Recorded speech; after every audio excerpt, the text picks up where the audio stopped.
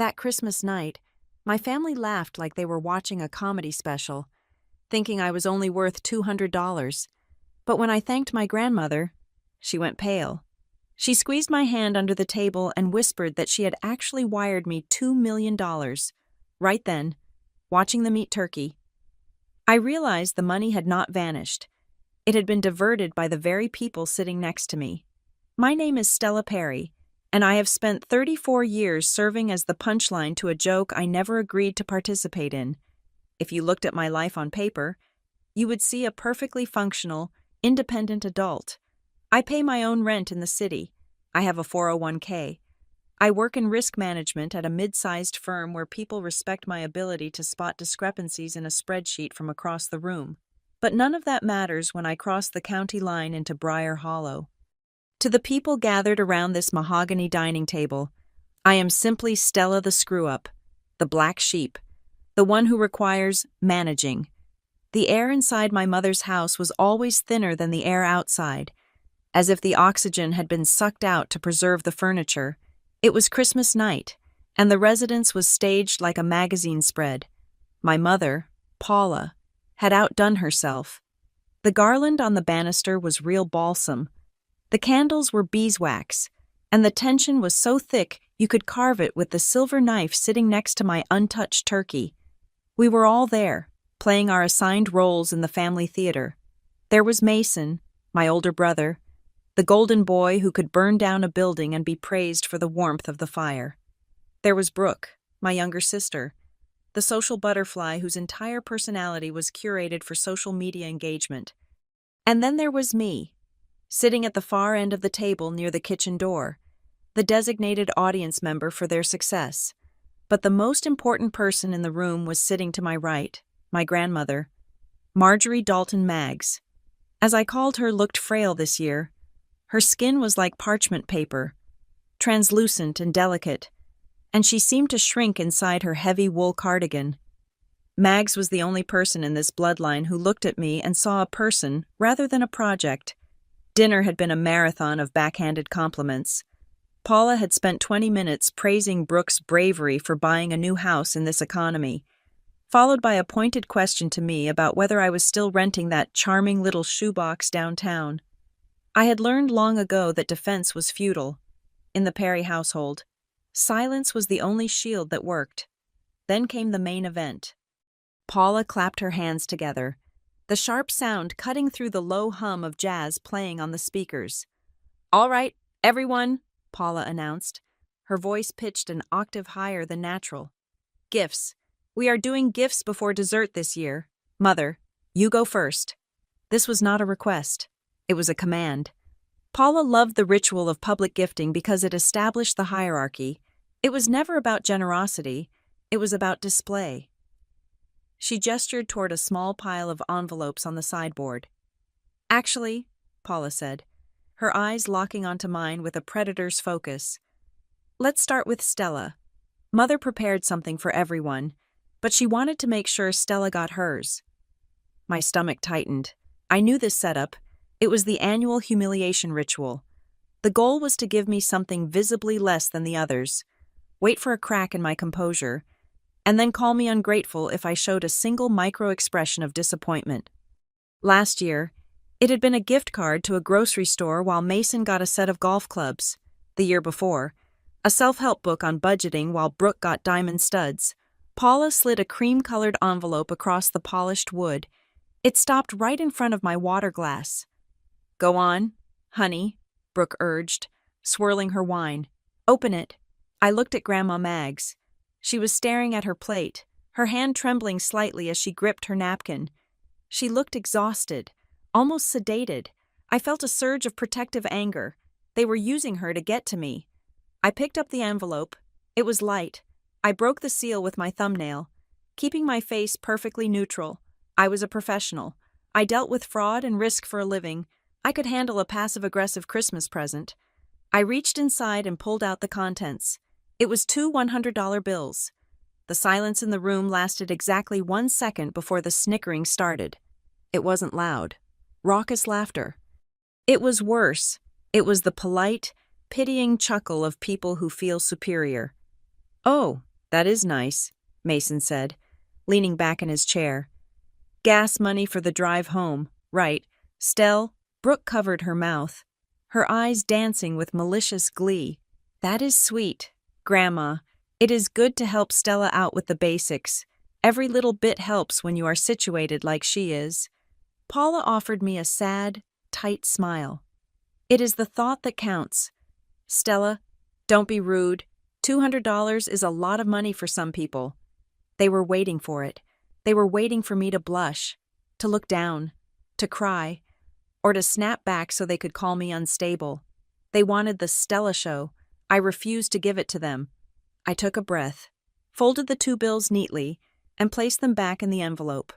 I turned my chair slightly toward Grandma Maggs. I ignored the smirk on Mason's face. I ignored Paula's watchful stare. I focused entirely on the woman who had taught me how to read and how to survive.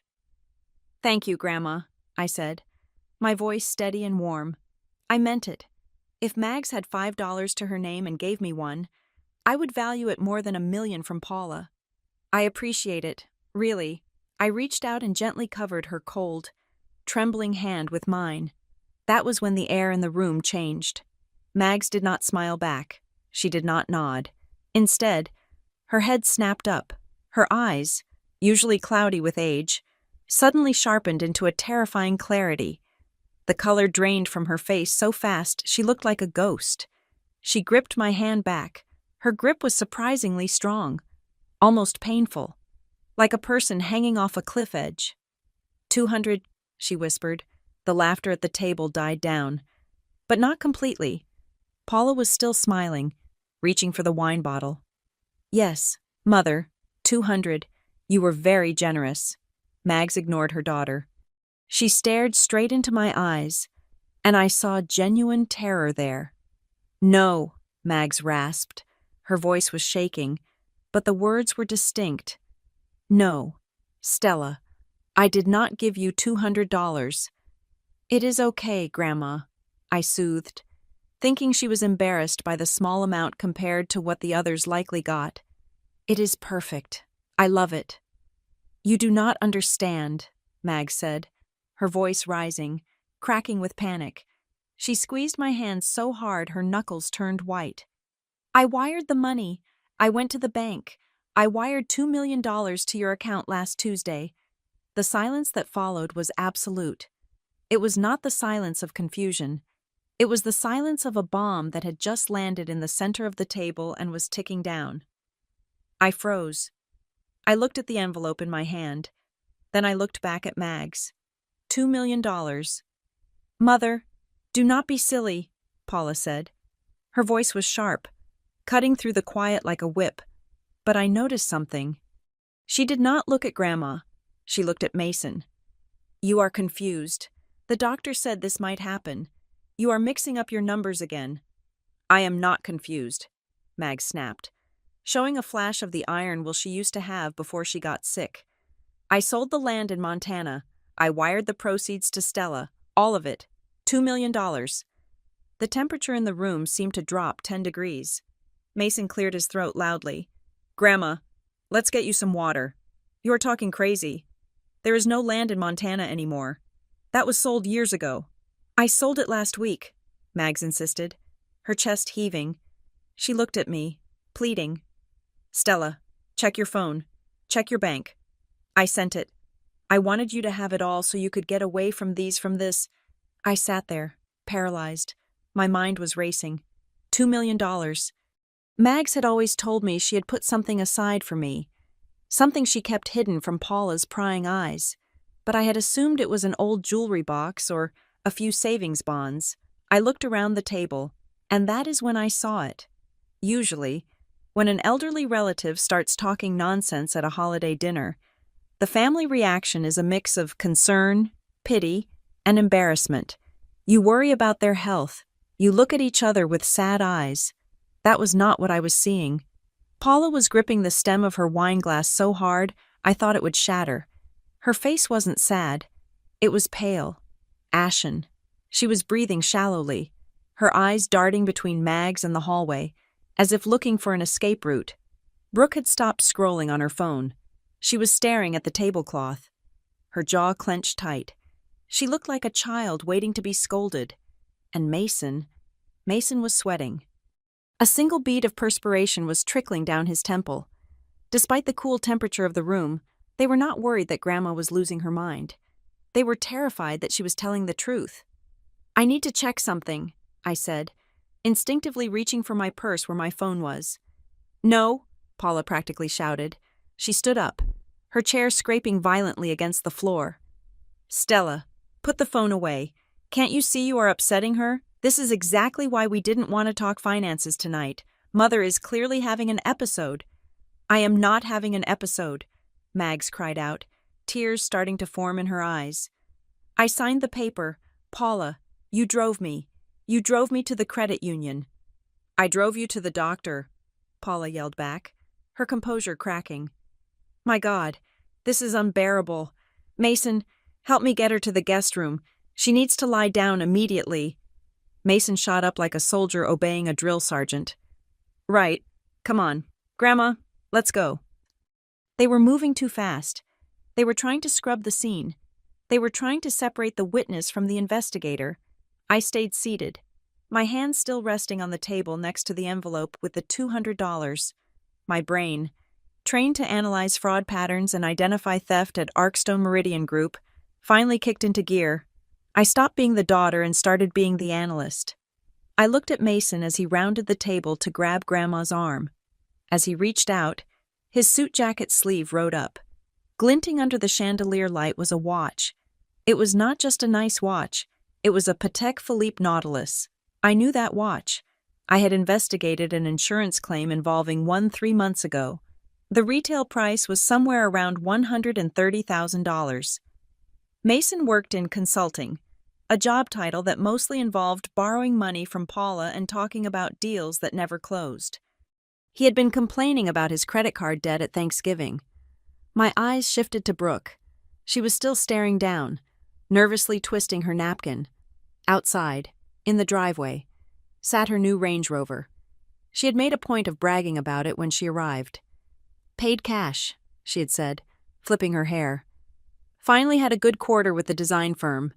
Brooke's design firm had not had a client in 6 months. I knew that because she had asked me to loan her rent money in October. The math fell into place with a sickening thud.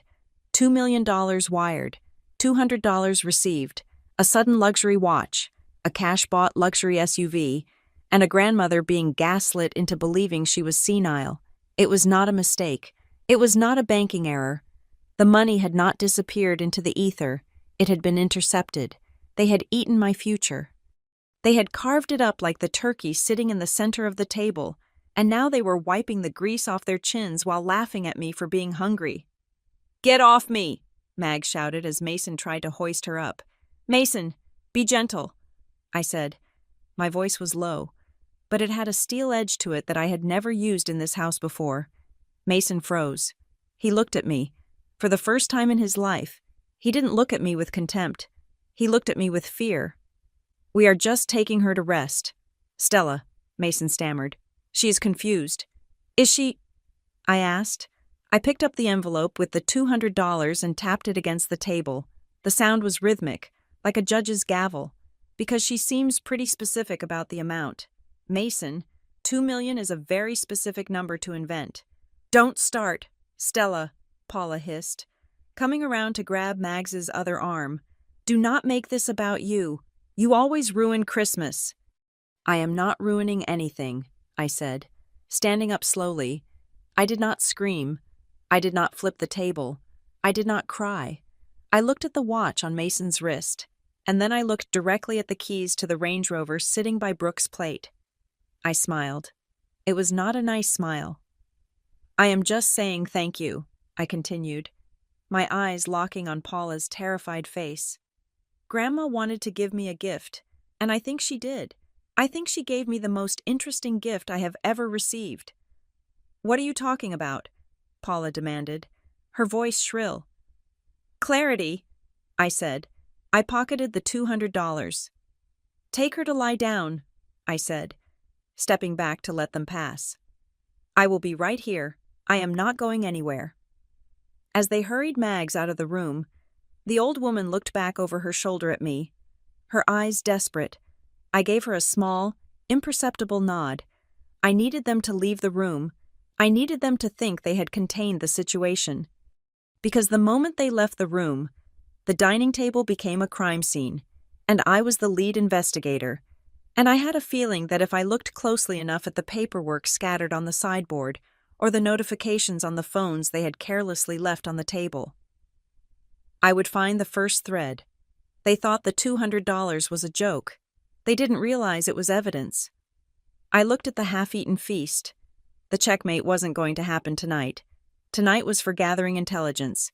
But as I stood there in the silence of the dining room, listening to my mother frantically whispering to my brother in the hallway, I knew one thing for certain. I was going to get my money, every single cent of it, and I was going to burn their perfect little world to the ground to get it. Standing alone in the dining room, surrounded by the debris of a holiday meal that had imploded before the pumpkin pie was even served, I felt a strange sense of calm wash over me. It was the same icy detachment I felt when I opened a fresh case file at work. To understand the crime, you have to understand the environment that created the criminal, and to understand why my mother and siblings had just conspired to steal $2 million from an old woman, you had to understand the ecosystem of the Perry household. I did not grow up in a home. I grew up on a stage. My mother, Paula, was not a parent. She was a director. And her children were props designed to reflect light back onto her. In the economy of our family, affection was not a birthright. It was a wage, and it was paid out strictly based on performance metrics that only Paula understood. Mason was the star asset. From the time he was 5 years old, he learned that his failures were actually the world's fault. If he failed a math test, the teacher was incompetent. If he got cut from the varsity team, the coach was biased. Paula spent 30 years insulating Mason from consequence, building a golden cage of delusion around him. She taught him that he was entitled to success without the labor of earning it. It was no surprise he had grown into a man who wore a $100,000 watch while drowning in debt. He had been trained to believe that looking rich was the same thing as being rich. Brooke was the PR department. Her job was to be beautiful, bubbly, and socially viable. She was the one Paula trotted out at country club luncheons. Brooke learned early on that truth was flexible. If the reality was messy, you just put a filter on it. You cropped out the ugly parts. You smiled until your jaw ached. She became a master of the polite lie, the social lubricant that kept the gears of Briar Hollow turning. And then there was me. I was the control group. I was the baseline against which their brilliance was measured. There was never any physical violence in our house. People in Briar Hollow did not hit their children. That would leave marks. And marks were evidence. No. The violence in the Perry house was much more sophisticated. It was surgical. It was 1,000 tiny cuts administered with a smile. It was Paula introducing us to strangers. This is Mason. He is going to be a CEO one day. This is Brooke. Isn't she just a doll? And this is Stella. She is very practical. It was the way my achievements were acknowledged with a pause, a sigh, and a pivot. When I graduated college with honors, Paula looked at my diploma and said, "It is good you have a degree. Stella, you are going to need to rely on your brain, since you did not get Brooke's height." When I bought my own car, a reliable sedan, Mason laughed and asked if it came with a handicap sticker. When I got my first apartment, Brooke came over, looked at my furniture, and offered to send me links to charity shops that have decent stuff. I was the designated failure. Every family like ours needs one. I was the vessel into which they poured their insecurities. If Stella was the mess, then they must be the successes. If Stella was difficult, then they were the easygoing ones. If Stella was cold, then they were the warm, loving family. They needed me to be less so they could feel like more. For a long time, I believed them. I spent my 20s thinking there was something fundamentally broken in my machinery. I tried to be softer. I tried to be louder. I tried to fit into the jagged hole they had carved out for me. But nothing worked, because the game was rigged. You cannot win a game where the rules are rewritten every time you roll the dice. So, I stopped playing. I retreated into the one thing they could not touch my mind. I became an observer. I learned to sit at these dinners, just like the one tonight, and watch them. I cataloged their micro-expressions. I tracked the subtle shifts in tone when Paula wanted something. I memorized the patterns of Mason's bravado and Brooke's manipulation. I turned my trauma into a career. My family thinks I am a secretary, or maybe an administrative assistant. They have never really asked, and I have never corrected them. Stella works in an office, Paula tells her friends, waving her hand vaguely as if I work in a basement sorting mail. It pays the bills, I suppose. In reality, I am a senior risk analyst for the Arkstone Meridian Group. My job is to look at complex corporate structures, identify anomalies, and find the money that people are trying to hide. I spend my days hunting down embezzlement, fraud, and asset misappropriation. I trace wire transfers through shell companies. I interview executives who think they are smarter than me. I find the rot inside the foundation. I am very, very good at it. The irony was almost poetic. The very skills I developed to survive my mother's gaslighting, the hypervigilance, the ability to read subtext, the obsessive memory for detail, were the exact skills that made me a nightmare for white-collar criminals. My family saw a quiet, mousy woman who couldn't find a husband. Arkstone Meridian Group saw a forensic bloodhound. But there was one person who saw the whole picture. One person who looked at me and didn't see a disappointment. Grandma Maggs. The memory hit me hard. Standing there in the silence. It was from 3 years ago. I had been visiting Maggs at her small cottage before Paula moved her into the main house. For her own safety. We were sitting on her back porch, shelling peas. It was a mundane task. But with Maggs, the silence was never heavy.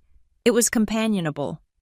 She had stopped working, her gnarled hands resting in the metal bowl. She looked at me with those sharp, blue eyes that missed nothing. "You are not like them, Stella," she had said. It wasn't a question. "I know," I had replied, feeling that familiar sting of shame. "I am sorry, Grandma." "Do not be sorry," she snapped.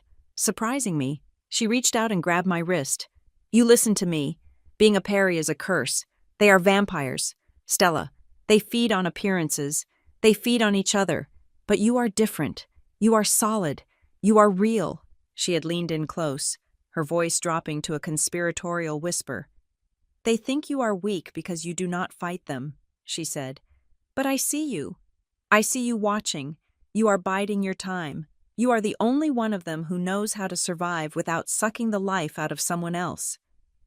I had not known what to say. I had never felt seen in my life until that moment. "One day," Maggs had said, squeezing my wrist, "one day, I am going to pay you back for it." "Pay me back for what?" I asked. "For surviving," she said fiercely. "For taking the hits so they didn't have to hit each other. For being the one who stayed human in a house full of ghosts. I will make sure you get what is yours. Stella, I will balance the ledger." At the time, I thought she meant she would leave me her vintage brooch, or maybe her collection of first edition books. I never imagined she meant the proceeds from the Montana land sale. I never imagined she was sitting on a nuclear bomb of cash, waiting for the right moment to detonate it. She had tried to give me my exit strategy tonight. She had tried to hand me the keys to my freedom, and they had taken it. My eyes drifted to the sideboard where Paula kept her achievement shrine. There was a framed photo of Mason holding a trophy from a debate tournament he had actually lost. But Paula had bought him a replica trophy so he wouldn't feel bad. There was a photo of Brooke in her prom dress, airbrushed to perfection. There were no photos of me, for years. That absence hurt.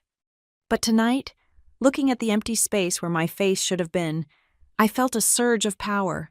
If you are invisible, nobody sees you coming. They had underestimated me for 34 years. They thought I was the scapegoat. They thought I was the punchline. They thought I was the girl who would take $200 and say thank you because she was desperate for their approval. They did not know they were locked in a house with a fraud investigator who had just been handed the case of a lifetime. I pulled my phone out of my pocket. I did not have to worry about being rude anymore. The social contract of this family had been breached the moment they intercepted that wire transfer. I unlocked the screen and opened my Notes app. I started a new file. I did not title it Family. I titled it Case Number 774. Perry. I typed 3 lines. Subject: unauthorized redirection of funds. Victim: Marjorie Dalton. Suspects: Paula Perry, Mason Perry, Brooke Perry. I looked up from the screen. The dining room was quiet, but I could hear the muffled sounds of argument coming from the guest wing. They were fighting over how to handle Mags. They were stressed. They were sloppy. I was not stressed. I was working. I walked over to the table where Brooke had been sitting. I picked up her wine glass. There was a smudge of lipstick on the rim. I set it back down. Then I noticed something else. In her haste to help Paula drag Grandma out of the room, Brooke had left her clutch purse unzipped on the chair. I could see the corner of a folded piece of paper sticking out. It looked like a receipt. I glanced toward the hallway. No sound of footsteps. I reached out and gently slid the paper from the purse. It wasn't a receipt. It was a deposit slip carbon copy. It was dated 4 days ago. The amount was just under $10,000, the exact threshold to avoid automatic federal reporting requirements.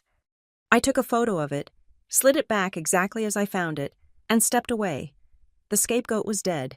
The investigator was awake, and as I looked at the glittering Christmas tree in the corner, I made a promise to the only person in this house who mattered. I heard you. Mags. I thought, you wanted to pay me for surviving. But I am going to take my payment for something else. I am going to charge them a retrieval fee. To understand the crime scene, I had to rewind the tape in my mind. I had to look at the preamble to this disaster, because in risk management, the red flags never appear during the explosion. They appear weeks before, waving softly in the breeze, begging to be noticed. The invitation to this Christmas dinner had been the first anomaly. Usually, the holiday summons was a passive-aggressive text from my mother, Paula, sent 3 days in advance, essentially daring me to say no so she could play the martyr. But this year, the campaign had started in early December.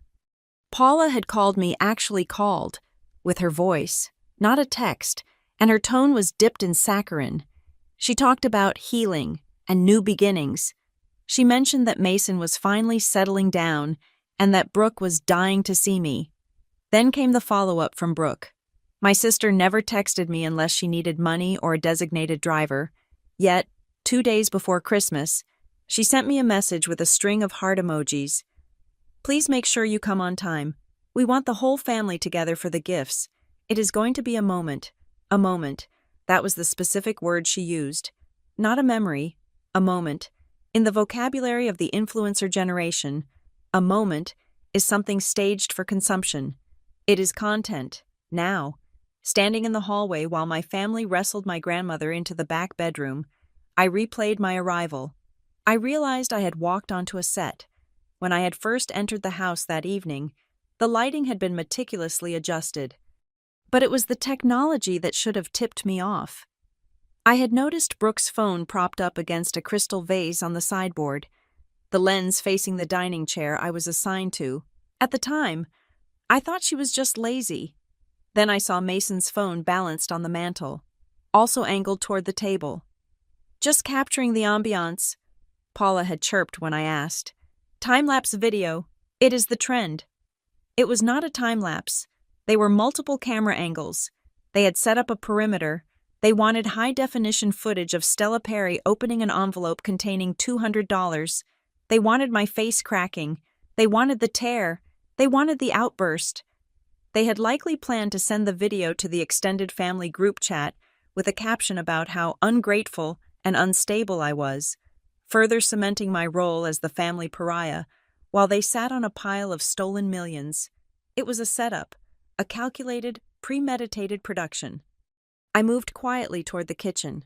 The house was an open-concept layout, but the sightlines were blocked by a massive floral arrangement Paula had commissioned for the holiday. I needed to be invisible. I needed to see what they had tried to hide in the wings. I remembered hearing Mason earlier in the evening, before dinner was served. I had gone to the powder room and paused near the library door. The voices inside were hushed, frantic. "Keep it clean later, okay?" Mason had said. His voice was tight, stressed. No trouble. We get the reaction. We cut the cake. We get her out the door. She is going to make a face, Brooke had replied. You know she is. Let her, Mason had snapped. The worse she looks, the better we look for handling her. Just stick to the script. Stick to the script. At the time, I assumed they were talking about managing my bad attitude. Now I knew they were talking about managing a felony. I pushed the kitchen door open with my shoulder. The room was bright, sterile, and smelled of roasted meat and sage. This was the staging area. Dirty dishes were stacked in the sink, masked by the frantic energy of the meal service. But I wasn't looking at the dishes. I was looking at the counter where Paula sorted the mail. My grandmother, Mags, had arrived late. She had walked in clutching a worn paper shopping bag. Looking frail but determined, I remembered Paula swooping in like a hawk, taking the bag from her hands immediately. I will put this away for you, Mother. You do not want to clutter the table, Mags had protested, weakly. My papers are in there, for Stella. Stella can see them later, Paula had said, her voice carrying that terrifying finality. Let's eat first. I scanned the granite countertops. The paper bag was gone. Paula had likely locked it in her study or thrown it in the trunk of her car, but people who commit crimes of opportunity often get sloppy with the debris. They focus on the big object, the bag, the money, and forget the scraps. There, shoved behind the knife block, was a crumpled ball of paper. I walked over, my heart hammering against my ribs, not from fear, but from the adrenaline of the hunt. I smoothed out the paper on the cold stone surface. It was a bank envelope. The logo in the corner was for the Hollow Creek Credit Union. It was not a major national bank. It was a small, local institution where Mags had banked for 40 years. The front of the envelope had writing on it, in Mags's shaky, distinct cursive. It read, "For Stella," the full amount. But someone had placed a piece of masking tape over my name, and written on the tape, in thick black marker, was a single word, gas. The cruelty of it took my breath away for a second. It wasn't enough to steal the $2 million. They had to turn the container of the gift into a weapon.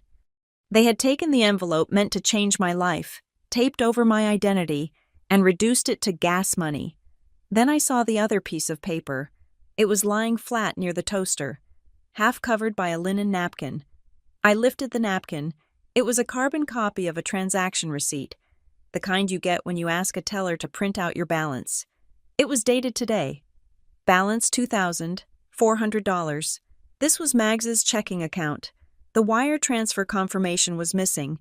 They had sanitized the scene, or so they thought, but they had left the wrapper. This envelope proved Mags had intended to give me something specific, something she had labeled, and the gas tape proved that someone, Paula or Mason, had altered the labeling to match the $200 they stuffed inside. I pulled out my phone. I didn't just take a photo. I took a video. I filmed the envelope, the tape, the handwriting, and the receipt. I filmed the kitchen to establish the location. I filmed the timestamp on the microwave. I had the physical evidence of tampering. Now I needed the confession. I could hear footsteps coming back down the hallway. The heavy, angry tread of my mother. "She is asleep," Paula was saying, her voice loud enough to carry. "Thank God. I gave her one of her calming pills. She was completely hysterical." "She really believes it, Mom," Brooke's voice chimed in, sounding shaky. "She really thinks she has $2 million. "It is dementia, Brooke," Mason said, his voice regaining its arrogance. "It is a delusion of grandeur. Sad. Really, we need to look into power of attorney sooner rather than later." They were writing the narrative. They were building the cage to lock Mags away in a diagnosis so nothing she said would ever be believed. If I walked out there and screamed at them, if I waved this envelope in their faces, they would call me crazy too. They would say I was scavenging in the trash, that I was desperate, that I was harassing a sick old woman. I could not be the daughter. I had to be the prosecutor. I slipped the crumpled envelope into my blazer pocket. I checked my appearance in the reflection of the oven door. I looked calm, cold. I reached into my pocket and pulled out my phone again. I opened the voice recorder app. I hit the red button. I walked out of the kitchen and back into the dining room. They were all there. Paula was pouring a massive glass of wine. Mason was loosening his tie. Brooke was aggressively typing on her phone, probably deleting the videos she had taken because they didn't get the humiliation reaction they wanted. They froze when they saw me. "Stella," Paula said, letting out a dramatic sigh. "I thought you left. Honestly, after that performance." "I didn't leave," I said. My voice was soft, unsettlingly soft. I walked to the head of the table, the spot where Mags had been sitting. I placed my phone on the table, screen down, the microphone facing them. "I just want to check on Grandma," I said. "She is sleeping," Mason said quickly. "Do not disturb her. She had a rough night." "Right," I said. "A rough night." I looked at Mason, then Brooke, then Paula. I let the silence stretch until it became uncomfortable. "You know," I began, keeping my tone conversational. "I work with numbers all day, and numbers are funny things. They do not have opinions. They do not have memories. They just exist." "What is your point?" "Stella," Brooke snapped.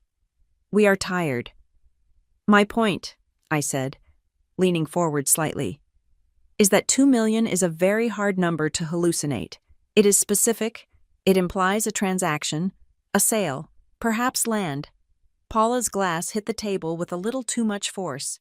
Wine sloshed over the rim. "We are not doing this," Paula warned.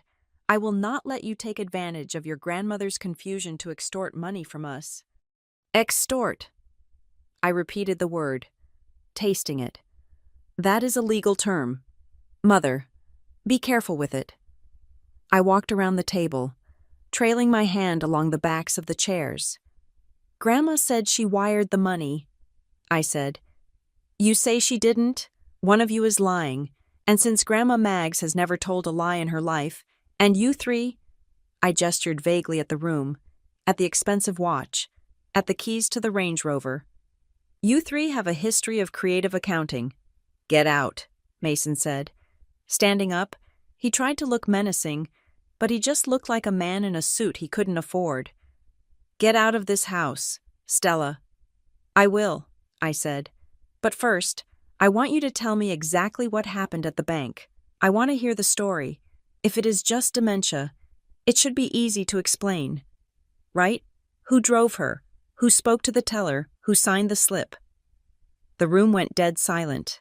They exchanged glances. The tells were screaming at me. Brooke looked at Mason. Mason looked at Paula.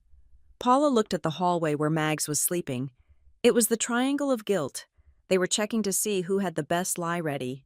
"I drove her," Paula said, her chin lifting defiantly. "We went to the credit union last Tuesday. She wanted to withdraw $200 for your gift. That is all that happened. She got confused in the line. She started talking about millions. The teller was very patient. We got the cash, and we left." "So there was no wire transfer initiated?" I asked. "No," Paula said firmly. "And no papers signed?" "No." "And the land in Montana?" "Sold years ago," Mason interjected. "The money is long gone." I nodded slowly. I had what I needed. They were on the record now. They had committed to a version of events that could be empirically disproven. They had locked themselves into the lie. "Okay," I said. "That clarifies things." I picked up my phone. I didn't stop the recording. "I am going to go now," I said. "I am going to drive back to the city, but I want you to remember this moment. I want you to remember that I gave you a chance to tell the truth." "You are so dramatic," Brooke scoffed, rolling her eyes. "Just go. Stella, take your gas money and go." I smiled. It was genuine this time. "I will," I said. "Thank you for the gas money. It will be very useful for the drive to the district attorney's office on Monday." I turned and walked toward the door. Behind me, the silence wasn't just heavy, it was petrified. They didn't know if I was bluffing. They didn't know what I knew. But as I reached for the doorknob, I heard Paula's voice, shrill and panicked, cut through the air. "She is lying. She doesn't know anything." I didn't look back. I stepped out into the crisp, Cold Christmas air. My car was parked down the street, away from their shiny leased vehicles. I sat in the driver's seat and exhaled, a long plume of white breath in the dark car. I stopped the recording and saved the file. File name confession attempt 1. I looked at the house one last time. The warm lights were still glowing in the windows, making it look like the perfect American home, but I knew better. It was a fortress of lies, and I had just located the structural weakness. I wasn't going to cry myself to sleep tonight. I was going to work. I started the engine. The radio automatically came on, playing a soft Christmas carol. I turned it off. I needed silence. I needed to think. The envelope in my pocket crinkled as I shifted gears. I patted it, like a talisman. "Hold on, Mags," I whispered to the empty car. "I am coming for them." I pulled away from the curb, leaving the house in Briar Hollow behind. They thought the night was over because the guest had left. They didn't realize the investigation had just begun. I drove toward the highway, not toward my apartment, but toward a 24-hour diner with Wi-Fi. I had research to do on the Hollow Creek Credit Union, and I needed to find out exactly who was working the teller window last Tuesday. The game was afoot, and for the first time in my life, I was the one controlling the board. I lied. I did not drive straight to the diner. In the narrative of my escape, I skipped a beat, a crucial 10-minute window that transformed my suspicion into a dossier. Before I started the engine of my sedan, before I left the driveway of that cursed house in Briar Hollow, I had to secure the primary witness. I had walked out the front door to make them think I was retreating, but I had doubled back through the side garden. I knew the layout of this house better than the architect did. I knew that the latch on the French doors leading to the guest suite was loose because my father had promised to fix it 20 years ago and never did. I slipped inside. The room was dark, smelling of potpourri and anxiety. Grandma Mags was sitting on the edge of the bed. She was not sleeping. She was fully dressed, clutching her purse to her chest like a life preserver. When she saw me step out of the shadows, she did not scream. She let out a long, shuddering breath. "I knew you would come back," she whispered. "I am not leaving you here without a plan," I said, moving to her side and kneeling on the rug. "But we have to be fast. Paula thinks you are sedated. If she comes in and finds me, we lose the element of surprise." Mags nodded. Her hands were shaking, but her eyes were clear. The fog of confusion the family tried to project onto her was nowhere to be found. She fumbled with the clasp of her purse. "They took the bag," she said, her voice trembling with frustration. "Paula took the big bag with the files, but she didn't check my coat." Mags reached into the inside pocket of her wool cardigan. She pulled out a folded, slightly crumpled piece of paper. It was pink, the customer copy of a wire transfer request. "I kept the receipt," she said fiercely. "I am old, Stella. But I am not stupid. I know how they look at me, like I am a child." I took the paper. I pulled out my phone and used the flashlight function, shielding the glow with my hand so it wouldn't bleed under the doorframe. I scanned the document. It was a standard wire request form from Hollow Creek Credit Union. Date, December 18th. Amount $2 million. Originator Marjorie Dalton. Beneficiary Stella Perry. Beneficiary account number ending in 4429. My heart hammered against my ribs. The account number was correct. That was my savings account. On paper. Right here in pink ink. It looked legitimate. The instruction was clear. "Grandma," I whispered, zooming in with my eyes on the teller's stamp at the bottom. "This looks right. It says it was sent to me. So why did it never arrive?" "I watched the girl type it in," Mags insisted. I stood right there at the counter. "Who was with you?" I asked. This was the most critical question of the night. "Walk me through the physical blocking of the scene. Where were you? Where were they?" Mags closed her eyes, replaying the memory. "Paula drove. She waited in the lobby because she said the line gave her a headache. Brooke came up to the counter with me. She said she wanted to help me hold the papers because my arthritis was bad that day." My stomach turned over. "Brooke. Did you fill out this form, Grandma?" I asked, tapping the pink paper. "No," Mag said. Brooke grabbed a stack of them from the little table. She filled it out for me while we waited. She said, "Let me do the writing. Grandma, you just sign." She read it back to me. $2 million for Stella. I checked it. I signed it. And then we got to the teller. A nice girl, new. Brooke handed her the paper and my ID. The girl typed it in. She gave me this copy. We left. I stared at the paper. If the teller typed in what was on this paper, the money should be in my account. Wires are fast. It had been a week. Unless I looked closer at the paper, the carbon copy was faint. I tilted it under the light. There, in the section for beneficiary address. The handwriting looked slightly different. The pressure of the pen was heavier, as if someone had gone over it or added something at the last second, and there was a tiny, almost imperceptible mark near the account number box, a smudge. Brooke handled the paperwork, I murmured to myself, and Paula created the distraction in the lobby. It was a classic magician's force. One person controls the deck, the other controls the audience. "Stella," Mag said, grabbing my arm. "Did I do it wrong? Did I lose the money?" "No," I said firmly. "You didn't lose anything. It was taken. There is a difference." I took 3 high-resolution photos of the document. I photographed the front, the back, and the specific area where the teller's stamp overlapped with the handwriting. "Listen to me very carefully," I said, putting the phone away and gripping her hands. "This is the most important thing you will do for me. You have to play dead." "What?" "Not literally," I corrected, "but socially, tomorrow morning, when they come in here, I need you to be confused. I need you to be tired. I need you to say, 'Oh, maybe I did imagine it.' Apologize to Paula. Tell Mason you are sorry for causing a scene." Mag stiffened. "I will not apologize to thieves." "You have to," I urged. "If they think you are fighting back, they will lock you down. They will rush the power of attorney paperwork. They will cut off your phone. They will isolate you until you actually do lose your mind.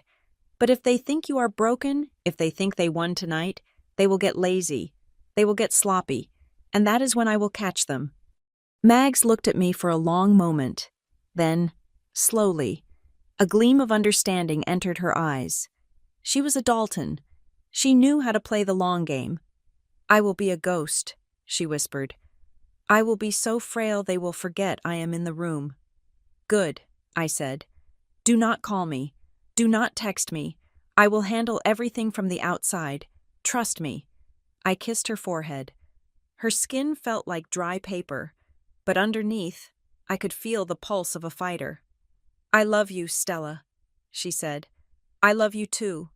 Mags, now hide that paper, somewhere Brooke won't look, not in the purse." She nodded and slipped the pink slip into her pillowcase. I moved to the French doors, checked the hallway one last time, still hearing the murmur of Paula's voice complaining about the wine stain on the tablecloth, and slipped out into the night. That was the 10 minutes I didn't tell you about. Now, back in the present timeline, I was in my car, 5 miles away from the house, parked in the shadowed corner of a rest stop off the interstate. The heater was humming, battling the December freeze. It was 9:15 at night on Christmas. Most banks were closed, but the fraud department of a major financial network never sleeps, and while Hollow Creek Credit Union was small, they used a correspondent bank for large wires. I dialed the number for the National Fraud Reporting Hotline, not the customer service line, but the backdoor number I knew from my time at Arkstone Meridian, the one used by risk officers. "Financial Crimes Division. This is Agent Miller," a voice answered after 2 rings. Crisp, professional, no holiday cheer. "This is Stella Perry," I said, my voice shifting into my work persona. "I am calling to report an unauthorized diversion of funds involving a vulnerable adult. I need to open a priority case file." "Go ahead, Ms. Perry. Are you the account holder?" "I am the intended beneficiary," I said. "The originator is Marjorie Dalton. The originating institution is Hollow Creek Credit Union.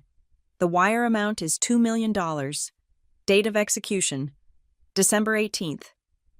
I could hear the clicking of a keyboard on the other end. "I have the tracking number from the originator's receipt," I added.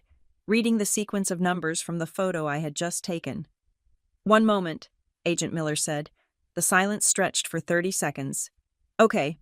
I see the transaction record in the clearinghouse data. It shows a status of settled."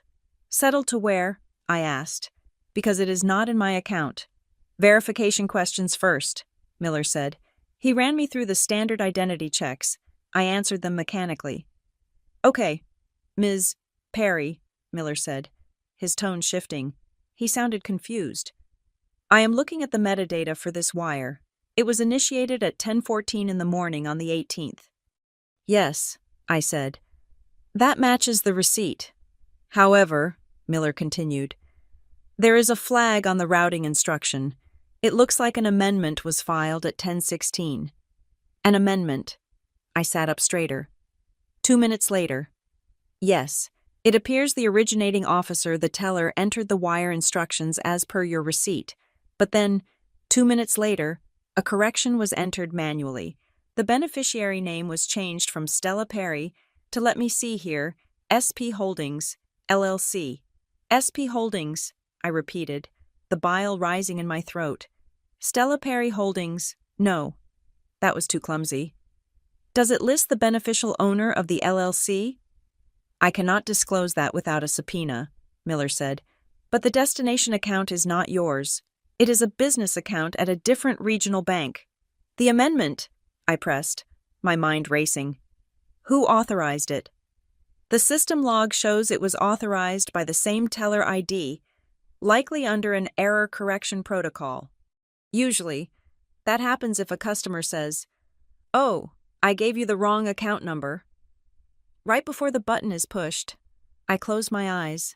I saw the scene perfectly. Mag signs the paper, the teller types it in, then, distraction. Paula drops her keys. Or maybe she comes in from the lobby complaining about the car.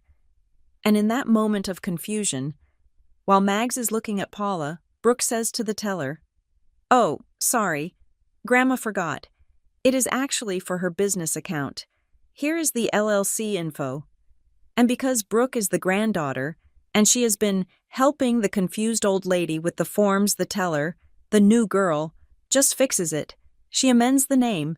She changes the destination. "It was a swap," I said into the phone. They swapped the beneficiary in the 2-minute window between entry and execution. Ms. Perry, if the account holder was present and did not object, "The account holder is 82 years old and was being distracted by accomplices," I cut in. "This is elder financial abuse. I am formally requesting a wire recall. I am asserting that the amendment was fraudulent and unauthorized by the account holder."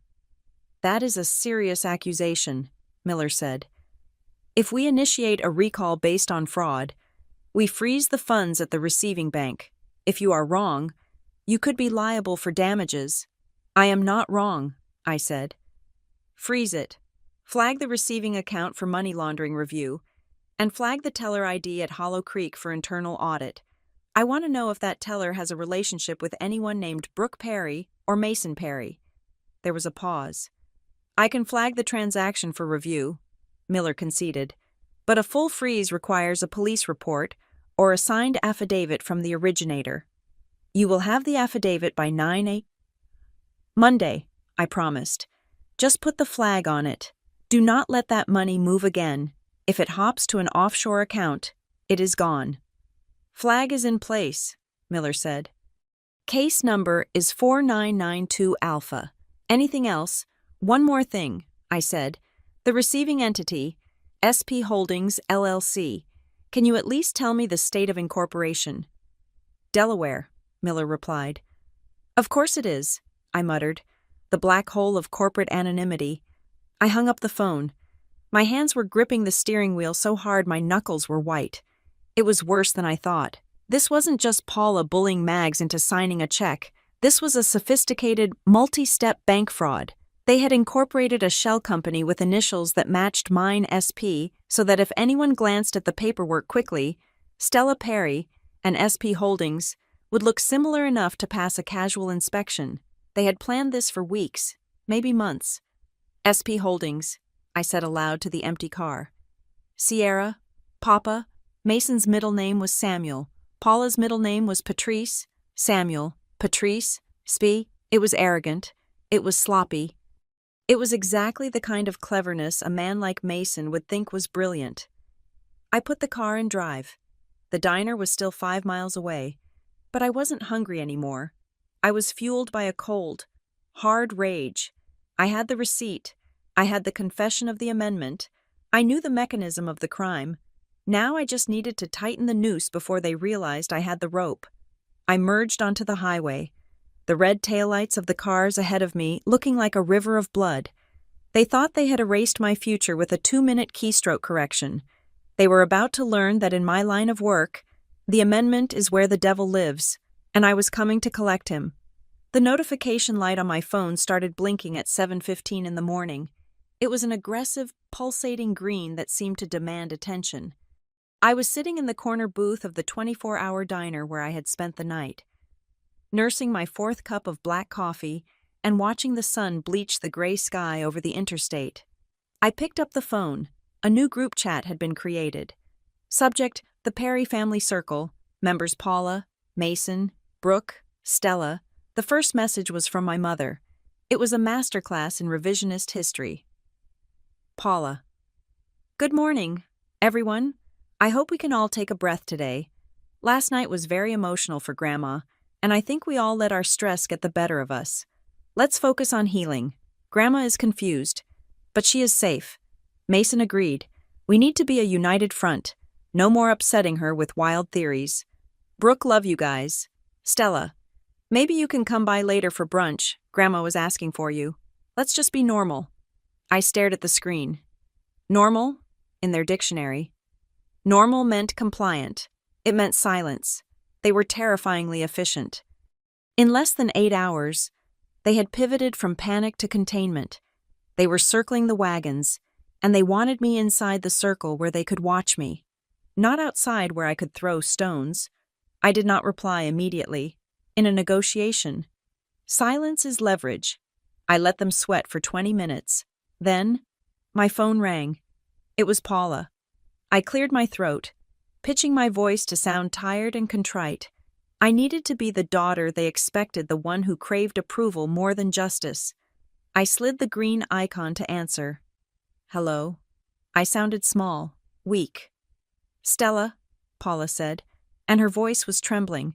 It was a performance, but a good one. Oh, Stella, I barely slept. I can't believe we fought on Christmas. It breaks my heart. I know, Mom, I said. I am sorry. I was confused. Of course you were, she soothed, latching onto my admission instantly. And Grandma is confused too. The doctor said this stage of dementia is tricky. She mixes up the past and the present. She mixes up wishes with reality. She wished she could give you $2 million. So in her mind, she did. It was a seductive narrative. If I hadn't seen the wire receipt, if I hadn't spoken to the fraud department, I might have believed her. I just want her to be okay, I said. Then come back, Paula urged. Come for brunch. Mason has a friend stopping by, a lawyer, just to help us organize Grandma's care paperwork. We need to make sure she is protected. We need the family together. A lawyer, on the day after Christmas. That wasn't for care paperwork. That was for a power of attorney. They were going to force Mags to sign away her legal agency before the banks opened on Monday. Okay, I said. I will be there in an hour. I hung up. I didn't go to the bathroom to freshen up. I wanted to look haggard. I wanted to look like I had spent the night crying in my car, defeated by the weight of ruining Christmas. I needed them to underestimate me one last time. When I pulled into the driveway in Briar Hollow, the scene was aggressively domestic. Mason was salting the walkway.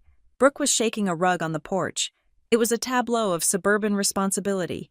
I walked inside. The air smelled of bacon and fresh coffee, overlaying the stale scent of last night's tension. Paula rushed at me, enveloping me in a hug that felt more like a frisking than an embrace. There she is, Paula murmured.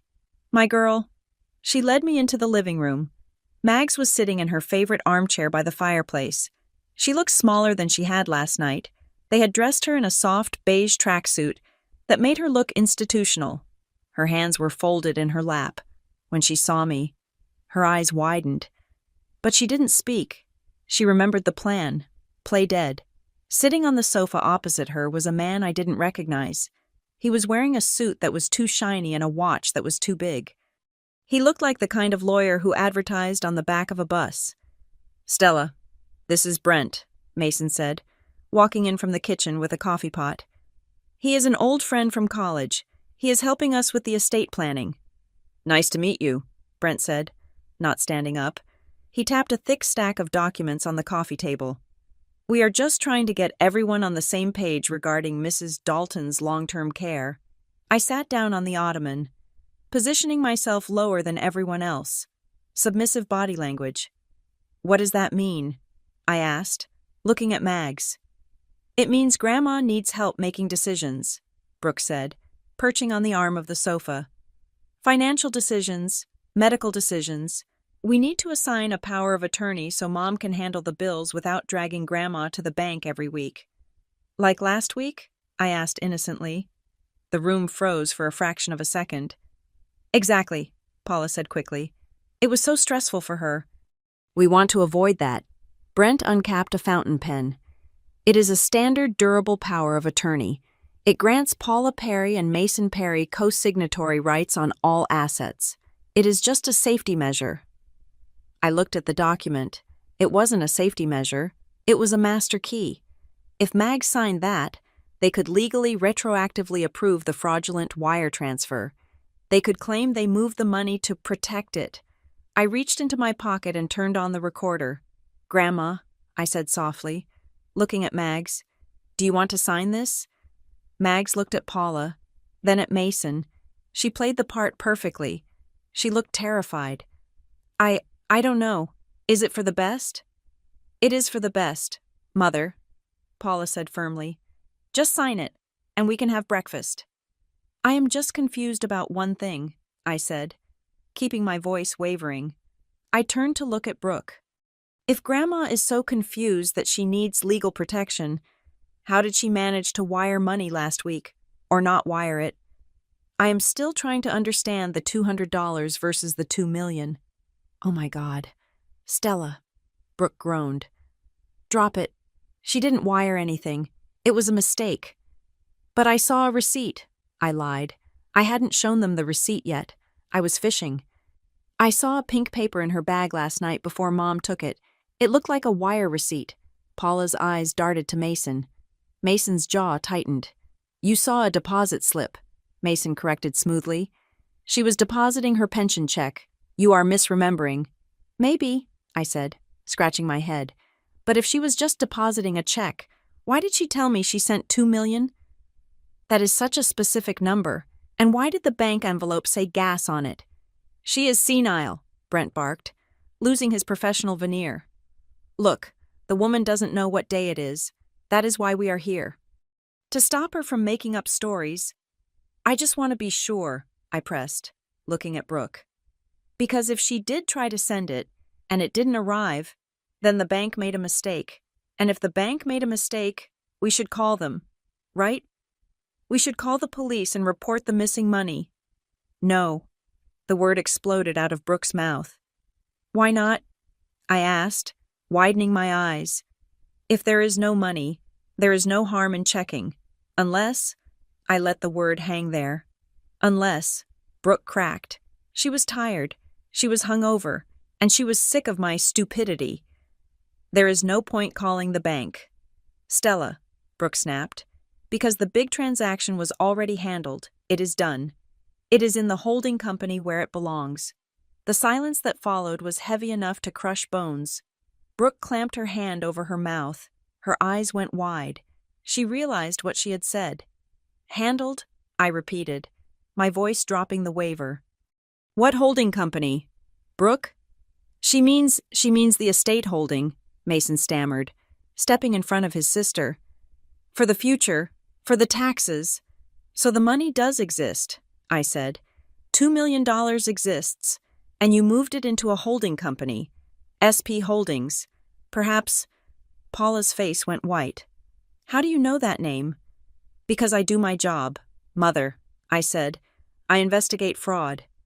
You are a secretary, Paula screamed. You answer phones. I am a senior risk analyst, I corrected calmly.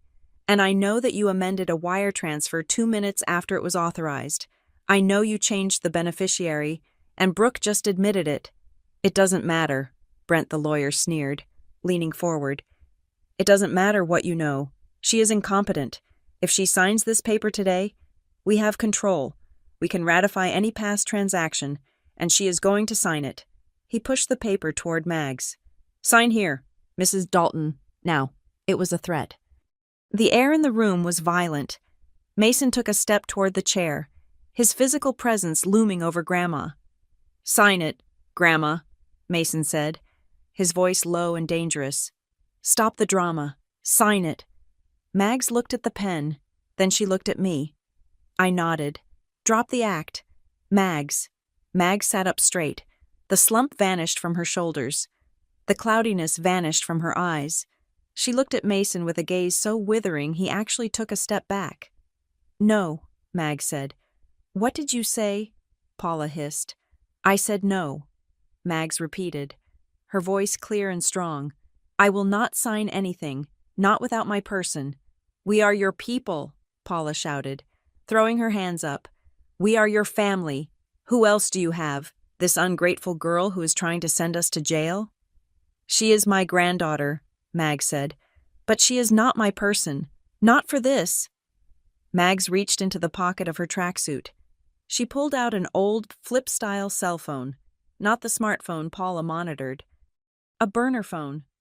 I am only signing legal documents if my advisor is present, Mags said. Advisor. Mason laughed. You mean old man Jenkins who does your taxes. He is dead. Grandma. Not Jenkins, Mags said. She dialed a number. She put it on speaker. The phone rang once, twice, then a voice answered. It was a deep, gravelly voice that sounded like it belonged to a man who wore 3-piece suits and ate nails for breakfast. This is Arthur Henderson, the voice boomed. Brent, the cheap lawyer, actually dropped his pen. His face went slack. Henderson, Brent whispered.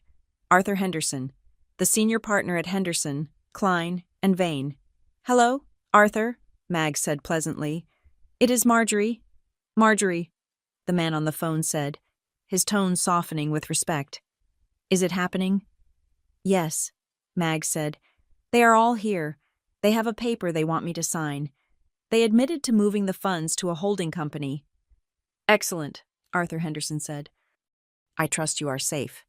I am, Mags said. Stella is here. Good. Put me on with them. Mags held the phone out toward Paula. Paula looked at it like it was a bomb. This is Paula, my mother whispered. Mrs. Perry, Arthur Henderson said. I am the executor of the Marjorie Dalton Trust. I have been managing your mother's assets for 40 years.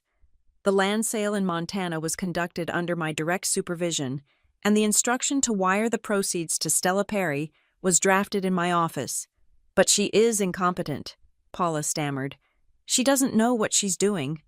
On the contrary, Henderson's voice cut like a razor. 3 months ago, your mother sat in my office and underwent a full competency evaluation by a forensic psychiatrist. We have it on video. We have the certification. She predicted that once the money was liquidated, you would attempt to intercept it. She predicted you would try to claim she was mentally unfit. The room spun. I looked at Mags. She wasn't just a victim. She was a grandmaster. She had baited the trap months ago. You knew, Mason choked out. I knew you were greedy. Mason, Mags said, her voice sad but firm. I just hoped I was wrong. I hoped you would let the money go. But Mr. Henderson said we had to prepare for the worst. The wire transfer attempt was a test. Mrs. Perry, Henderson continued, we allowed Mrs. Dalton to go to the bank with you to see what you would do. We needed to see if you would actually commit the crime. And according to what I just heard, you did. We can fix it, Brooke squeaked. We can move it back. I am afraid it is too late for that, Henderson said. I am currently filing an emergency injunction, and I am sending a team to the house. They should be pulling into the driveway right about now. As if on cue, the sound of tires crunching on gravel drifted through the window. Not one car, two. I stood up. The act was over. I think that is my cue, I said, looking at the stunned faces of my family. And Brooke, thank you for the confession. The recording is surprisingly clear. I held up my phone. Paula collapsed onto the sofa. Mason looked like he was about to vomit, but Mags just smoothed the fabric of her tracksuit, looked at me, and winked. The social chess match was over. Now, the real war began.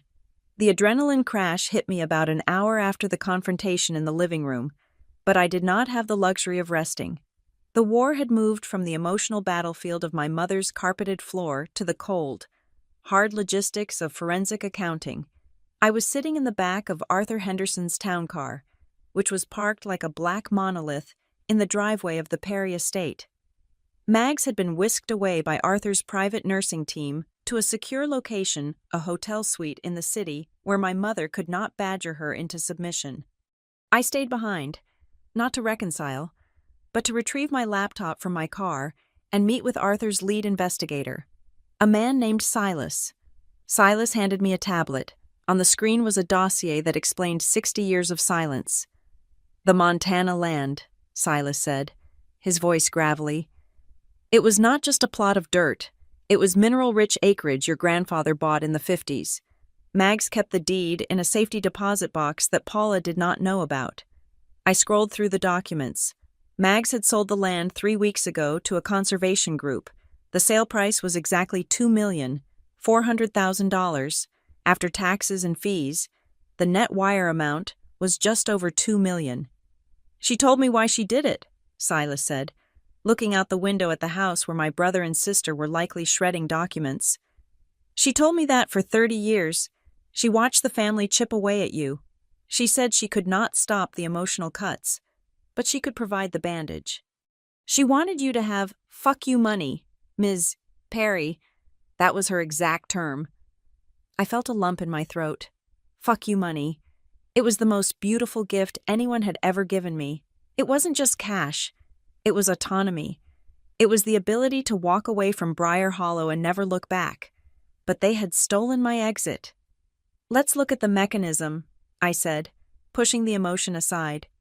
I flagged the wire with the National Fraud Database last night. What do we have from the bank?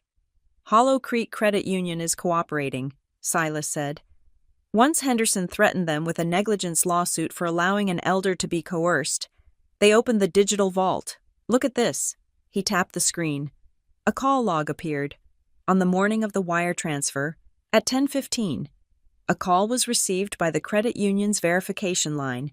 For a wire of that size, the bank is required to call the customer on file to confirm the details. They called Mags's home number, I noted. No, Silas corrected. They called the number listed on the updated profile. A profile update was submitted 5 minutes before the wire. The phone number on file was changed to this. He pointed to a 10-digit number. I didn't need to look it up. I knew that number. I had ignored calls from it 1,000 times. That is Brooke's cell phone, I said. She changed the contact info so the verification call would go to her, not Mags. Exactly, Silas said. The audio recording of the call exists. The bank officer asks, Mrs. Dalton, did you authorize a change of beneficiary to SP Holdings? And a female voice, sounding very young for an 80-year-old, says, Yes, that is my holding company. Please push it through. She impersonated the account holder, I said. That is wire fraud. That is identity theft. That is a federal crime. It gets worse, Silas said. Or better. Depending on how much you want to see them in handcuffs. Look at the flow of funds. I switched tabs to the transaction history. The money had hit the account of SP Holdings LLC on the 18th, but it didn't stay there. It was like watching a drop of mercury hit the floor. It shattered into a dozen smaller pieces. Structuring, I whispered. They are smurfing it. In the world of money laundering, structuring is the act of breaking a large sum of money into smaller transactions to avoid triggering the federal reporting threshold, which is $10,000. On the screen, I saw a cascade of transfers leaving SP Holdings, $9,500 to an account ending in 8821, $9,800 to an account ending in 9904, $9,000 to a consulting firm registered to Mason Perry. Mason's real estate investment, I realized. He told everyone he closed a deal last week. He didn't close a deal, he just paid himself with Grandma's money. And look at the dates, Silas added. Brooke paid off her car loan on the 19th, a lump sum payment of $42,000. The source of funds was a dividend from SP Holdings. It was sloppy. It was incredibly, arrogantly sloppy. They assumed no one would ever look. They assumed Mags would die or be declared incompetent before anyone audited the books. They treated a federal banking system like it was a family piggy bank. We have them, I said. We have the trace. We have the phone record. We have one problem, Silas said. They are launching a counteroffensive, and they are aiming it at your livelihood. My phone buzzed. It was an automated alert from my company's HR portal. New document added to your personnel file. What did they do? I asked, opening my email. Paula called your company's ethics hotline an hour ago, Silas said. She claimed she was a concerned family member. She reported that you are suffering from a severe manic episode, that you are financially unstable, and that you have been harassing your elderly grandmother for money. She offered to send them a video of you screaming at dinner last night. I felt the blood drain from my face. Arkstone Meridian Group deals with sensitive financial data. If an analyst is flagged as mentally unstable or financially desperate, their security clearance is suspended immediately. It is an automatic protocol. Paula knew this. She didn't know what I did exactly, but she knew that in the corporate world, the reputation of instability is a career death sentence. She was trying to get me fired so I would lose the resources to fight them. She wanted to break me financially so I would have to come crawling back to the family for support. Drive, I told the chauffeur. Take me to the office, now. It is Sunday, Silas noted. I have a key card, I said. And the head of human resources comes in on Sundays to catch up on paperwork. I am not letting Paula control the narrative. The drive to the city took 45 minutes. I spent the entire time drafting a formal affidavit on my laptop. I attached the photos of the wire receipt, the call logs Silas had given me, and the recording of Brooke's confession from the living room. When I walked into the glass lobby of Arkstone Meridian, I didn't look like a victim. I looked like an analyst on a warpath. I swiped my badge. The light turned green. Thank God. They hadn't locked me out yet. I went straight to the 24th floor. The lights were dimmed, but I saw the lamp on in the corner office. David, the VP of Human Resources, was there. He looked up, surprised, as I knocked on the glass door. Stella, he said, taking off his reading glasses. I just got a very disturbing voicemail regarding you. I was going to call you in the morning. I know, I said, walking in and placing my laptop on his desk. Paula Perry, my mother, she claims I am having a breakdown. She claims you are extorting your grandmother, David said, his face serious. Stella, you know I have to take this seriously. We handle client risk. If you are compromised. I am not compromised, I said. I am the whistleblower. I turned the laptop around. This is not a family dispute. David, this is an active financial crimes investigation. My mother and siblings are currently the subjects of a fraud inquiry involving $2 million. They are attempting to discredit me because I uncovered the theft. David looked at the screen. I played the audio of Brooke saying, the big transaction was already handled. It is in the holding company. I showed him the structuring pattern of the bank transfers. I am filing a preemptive disclosure, I said, using the company's own terminology. I am reporting that I am being targeted by bad actors attempting to manipulate my employment status to obstruct an investigation. Under the company's protection policy, I am requesting legal support. David listened. He watched the numbers. He was a numbers guy, just like me. He saw the structuring. He saw the LLC shell game. Holy hell, David muttered. Your family did this. Yes, I said. And if they are willing to defraud a federally insured credit union, lying to an HR hotline is nothing to them. David picked up his phone. I am flagging the complaint from your mother as malicious harassment. Your clearance stays. And Stella. Yes. Do you need corporate legal to draft a cease and desist? No, I said. I have Arthur Henderson, but thank you. I walked out of the office feeling lighter. They had fired their biggest gun my career and it had jammed. But the final piece of the puzzle fell into place when I got back to the car. Silas was waiting with a laptop open. We got the visual, Silas said. Henderson got the preservation order for the CCTV footage from the credit union lobby. You need to see this. He pressed play. The grainy black and white footage showed the lobby of Hollow Creek Credit Union. I saw Mags, looking small and confused. I saw Paula, pacing near the door, talking on her phone, likely the distraction. I saw Brooke guiding Mags to the counter, but then I saw the teller. In my mind, I had imagined a stranger, a random employee who made a mistake or was charmed by Brooke. But as the camera zoomed in on the teller station, I recognized the profile, the blonde hair, the specific way she leaned over the counter, the familiarity with which she touched Brooke's arm. Pause, I said. Silas froze the frame. I know her, I said, my voice cold. Who is she? Her name is Chloe Vance, I said. She was Brooke's maid of honor at her first wedding. They went to sorority together. She doesn't just work at the bank. She is Brooke's best friend. The realization hit me with the force of a physical blow. This wasn't just a crime of opportunity where Brooke saw a wire form and got greedy. This was a conspiracy. Brooke had chosen that specific branch because Chloe was working. Chloe had likely been the one to signal them when the new system allowed for easy amendments. Chloe was the one who accepted the phone verification knowing full well she was talking to Brooke, not Mags. It is an inside job, Silas said. That moves this from fraud to racketeering. We are looking at a RICO predicate if we push hard enough. Chloe Vance, I said, staring at the screen. She has a mortgage. She has 2 kids. She has everything to lose. What do you want to do? Silas asked.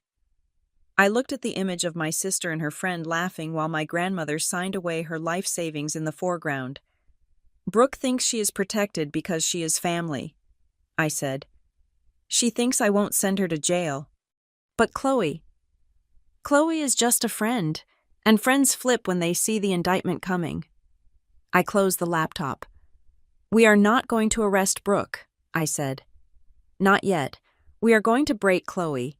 If we get the teller to confess that she knowingly processed a fraudulent amendment at Brooke's instruction, the whole house of cards falls down. I will have the legal team draft a subpoena for Ms. Vance, Silas said. No, I said. A subpoena gives her time to lawyer up. I want to catch her while she still thinks she got away with it. I looked at the time. It was late afternoon. Take me to the bank, I said. I know she is not working today, but I know where she lives, and I think it is time for a courtesy visit from the risk management department. My family had tried to use my job to destroy me. Now, I was going to use my job to destroy their alibi. They had made one fatal mistake. They involved an outsider. And outsiders do not have the same blood loyalty that keeps secrets buried. Chloe Vance was the loose thread, and I was about to pull it. Monday morning broke over the city with a gray, steely determination that matched my mood perfectly. While my family was likely scrambling to find a compliant doctor to declare my grandmother incompetent, I was sitting in the corner office of Talia Green. Talia was not a warm woman. She did not have family photos on her desk. She had a view of the skyline and a reputation for dissecting financial predators with the precision of a surgeon. She was the kind of lawyer you hired when you didn't just want to win a case. You wanted to scorch the earth so nothing would ever grow there again. Let's review the board, Talia said, sliding a tablet across the polished obsidian desk. We have the wire receipt. We have the admission of the amendment. We have the structuring of funds. And thanks to your preemptive strike with HR yesterday, we have evidence of retaliation. You have given me a lot of ammunition. Stella, is it enough to stop them? I asked. It is enough to start the bleeding, Talia corrected. But if we want to kill the beast, we need to cut off the head. She pressed a button on her intercom. File the ex parte motion for the emergency protective order, allegations of elder abuse, financial exploitation, and conspiracy to commit fraud. I want a temporary restraining order barring Paula Perry, Mason Perry, and Brooke Perry from contacting Marjorie Dalton or accessing any assets in her name, and attach the affidavit from Arthur Henderson regarding the competency evaluation. Done, her paralegal's voice crackled back. Now, Talia said, turning back to me. We subpoena the communications. The legal machinery moved faster than I expected. Because we had credible evidence of a felony the wire fraud, Talia was able to convince a judge to expedite the discovery process. We weren't just asking for bank records. We were asking for the digital footprints of the conspiracy. By Wednesday afternoon, we had the logs. I sat in a conference room surrounded by boxes of printed text messages and email chains. It is a strange thing to read the transcript of your own family plotting against you. It creates a dissonance in your brain, a gap between the people you remember eating birthday cake with and the people on the page. I picked up a stack of logs from a group chat titled Project Montana. December 10th. Mason. Grandma is meeting with Henderson again. We need to move fast. If she liquidates the land, the cash is loose. December 10th. Paula. I will handle Mother. She trusts me. We just need to make sure Stella is not in the ear. December 12th. Brooke. I talked to Chloe at the credit union. She says she can flag the account if a big wire comes in. She can put a hold on it for verification, which gives us a window. December 12th. Mason. Good. If the money moves, it moves to us. We need to set up the LLC. I will file the papers for SP Holdings tomorrow. I felt a cold chill. They hadn't just reacted to a senile old woman's whim. They had pre-planned the interception. They had built the trap before Mags even walked into the bank. But the text that broke me, the one that made me put the paper down and stare at the wall for a full minute, was dated December 24th, Christmas Eve. Paula. She is insisting on giving Stella the money tomorrow. She thinks the wire went through. Brooke. Let her give the envelope. It will be funny. Mason. What is in it? Paula. $200. I switched the cash. Let's make her open it before dinner. I want to see her face when she thinks she is rich and realizes she is just Stella. Brooke. LOL. Give her $200 only. Watch her perform. I will set up the camera. Cold open. Watch her perform. They didn't just want the money. They wanted the show. They wanted to consume my humiliation as entertainment. The $200 wasn't a gift. It was a prop in a comedy sketch where I was the only one who didn't know the lines. You okay? Talia asked, stepping into the room. I am fine, I said, my voice devoid of emotion. I just found the intent. This proves malice. It proves more than that, Talia said, looking at the log. It proves premeditated emotional infliction of distress. We can add that to the civil suit, but I have better news. The bank folded. My head snapped up. Chloe. The internal audit department at the credit union didn't like the look of that 2-minute amendment, Talia said, sitting on the edge of the table. Especially after we sent them the draft of the RICO complaint naming the institution as a co-conspirator. They brought Ms. Vance in for questioning this morning. Did she talk? She sang, Talia said. Apparently, the prospect of federal prison does not appeal to a suburban mother of two. She admitted that Brooke Perry provided her with the account details for SP Holdings 2 days prior to the transaction. She admitted that she deliberately bypassed the secondary authorization protocol because Brooke told her it was a surprise for the family trust. She claims she didn't know it was theft. She thought she was helping with estate planning. She is lying, I said. She knew. Of course she knew, Talia agreed. But her confession gives us the link. It ties Brooke directly to the manipulation of the banking instrument. The credit union has suspended her. And they have frozen the funds in the receiving account at the correspondent bank. The money is locked. Stella, they can't spend another dime. The noose was tightening, and they felt it. That evening, my phone rang. It was Paula. I looked at Talia. She nodded. Answer it. Speaker. Do not agree to anything. Just listen. I picked up the phone. Stella? Paula's voice was unrecognizable. The imperious matriarch was gone. In her place was a whimpering, terrified woman.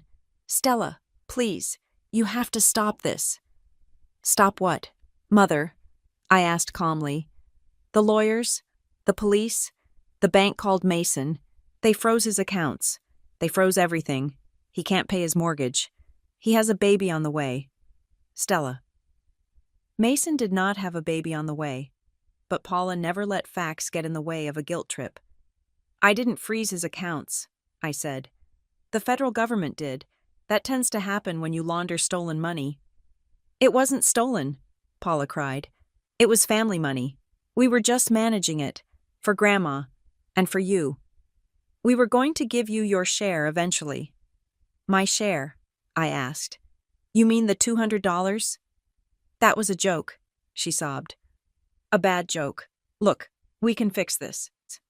We can settle this tonight. Come over. We will write you a check. $50,000. Right now.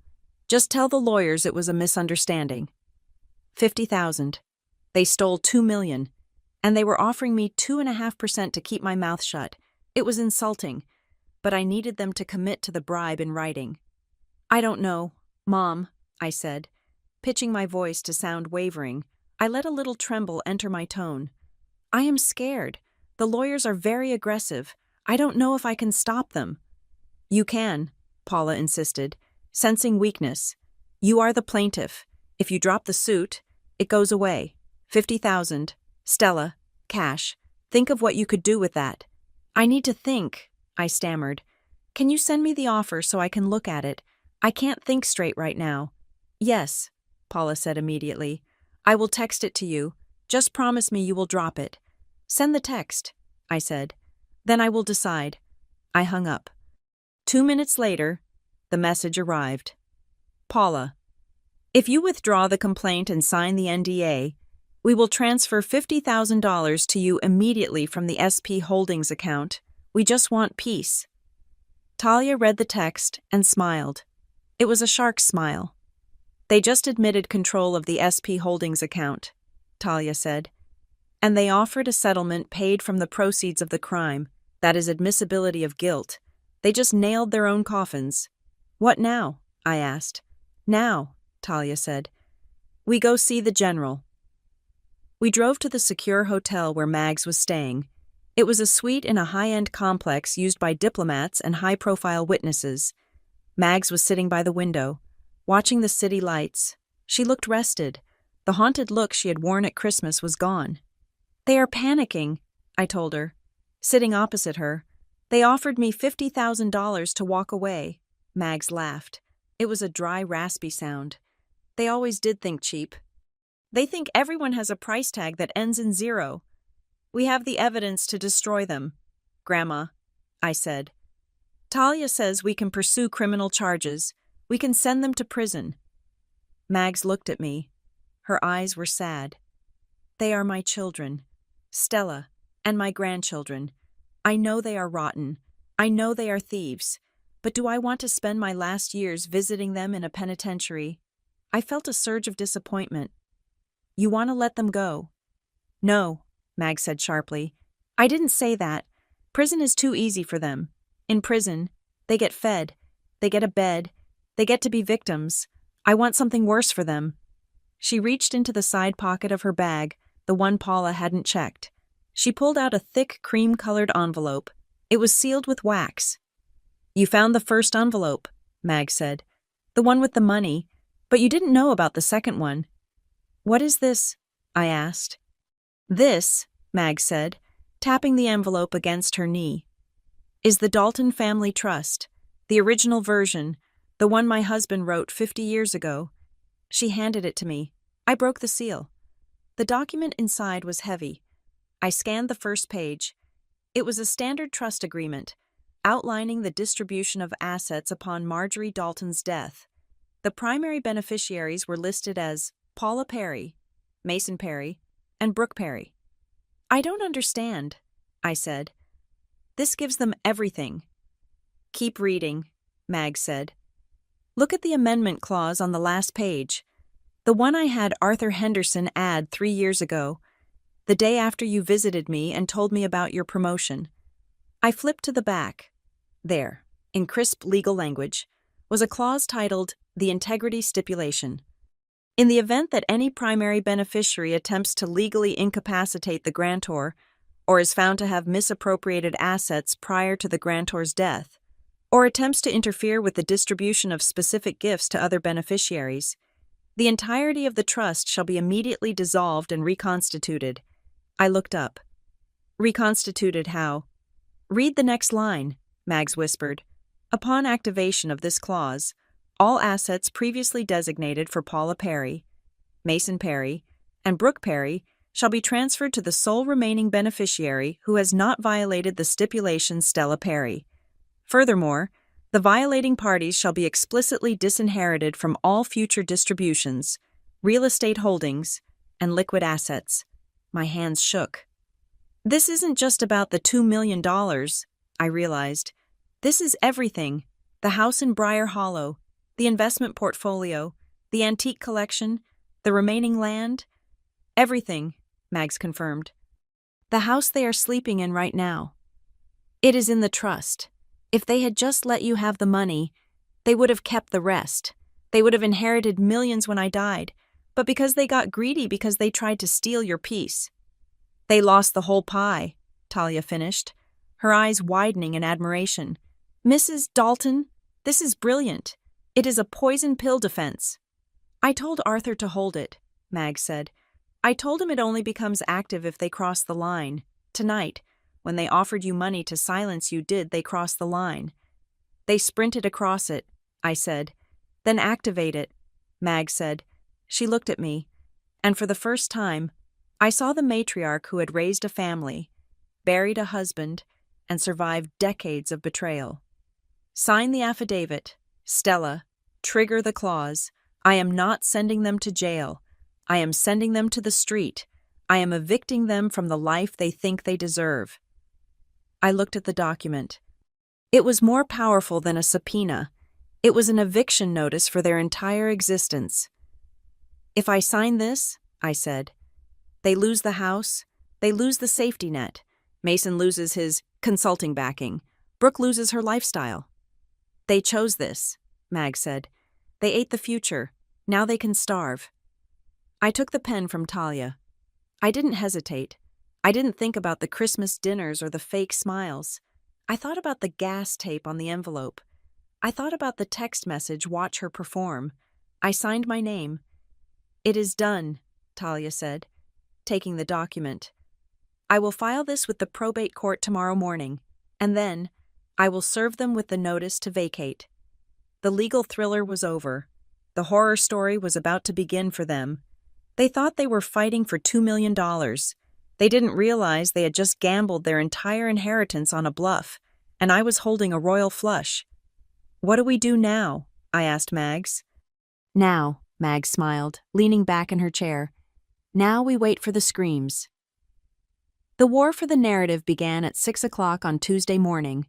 My mother, realizing that she had lost control of the legal battlefield, decided to scorch the earth of my reputation.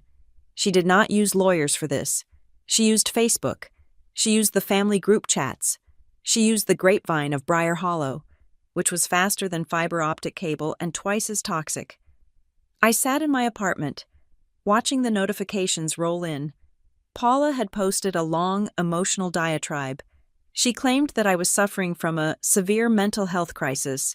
She alleged that I had come to Christmas dinner demanding money from our beloved, confused grandmother, and that when the family refused to enable my gambling addiction, a nice creative touch, she added, I had threatened to sue them.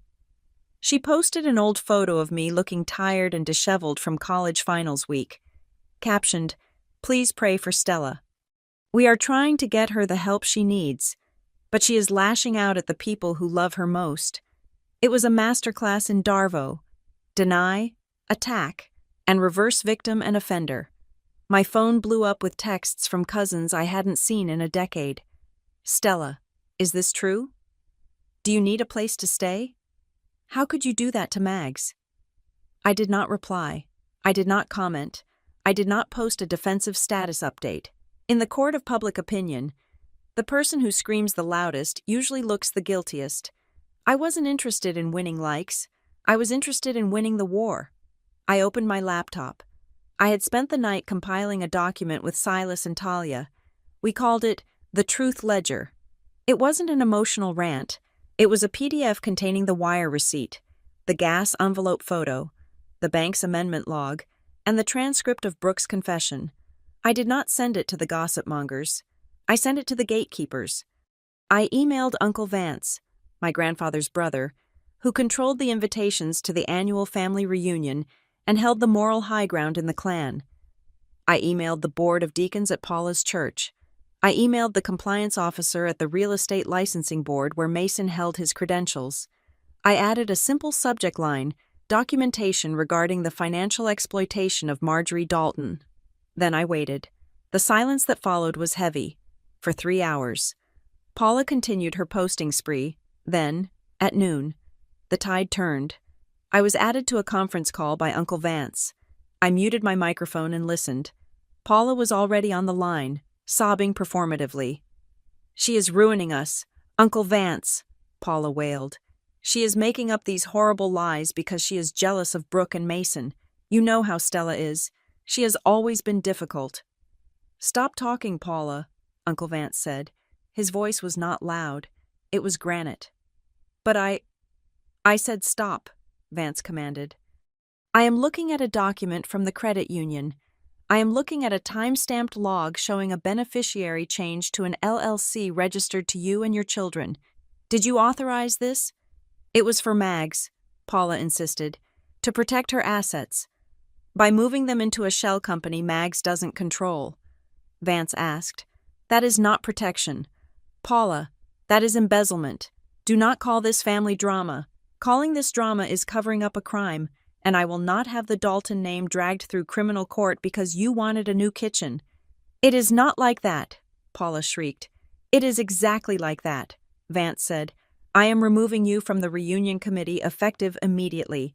And Paula, if you post one more word about Stella, I will personally fund her legal team." The line went dead. I smiled and took a sip of my coffee. The social shield had been shattered. Now came the financial suffocation. Mason was the first to feel the air leave the room. According to Silas, Mason had placed a non-refundable deposit on a triplex in the city, planning to use the laundered funds to close the deal on Thursday. He had already bragged about it on LinkedIn. I wasn't there to see it, but Silas had a contact at the escrow company. The report I got was delicious. Mason had walked into the closing meeting wearing his Patek Philippe watch, looking like the master of the universe. When the escrow officer asked for the proof of funds for the remaining balance, Mason had handed over a statement from SP Holdings.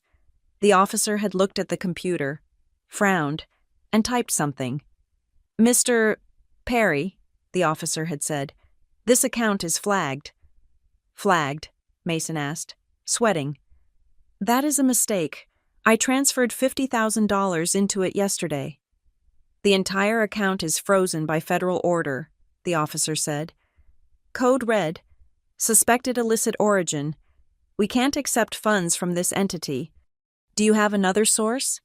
Mason didn't have another source. He had maxed out credit cards and a leased BMW. The deal collapsed. The sellers kept his deposit. Mason was escorted out of the building, but the weak link, as always, was Brooke. Brooke was not built for pressure. She was built for brunch, with the credit union investigation heating up and her best friend Chloe Vance facing federal charges. Brooke began to spiral. She called me at 4 p.m. I let it go to voicemail. She called again, and again. Finally, I answered. "What?" I said, sounding exhausted. "You have to tell them to stop," Brooke hissed. She sounded like she was hiding in a closet. "The FBI was at Chloe's house. Stella. They took her laptop. Her husband is threatening divorce. That sounds stressful, I said. Maybe Chloe shouldn't have committed wire fraud. She didn't mean to, Brooke cried. I just asked her to fix the paperwork. I told her Grandma got the name wrong and we needed to correct it for tax purposes. I didn't tell her to steal anything. There it was, the admission. You asked her to change the beneficiary. I asked, signaling Silas, who was listening on the other line.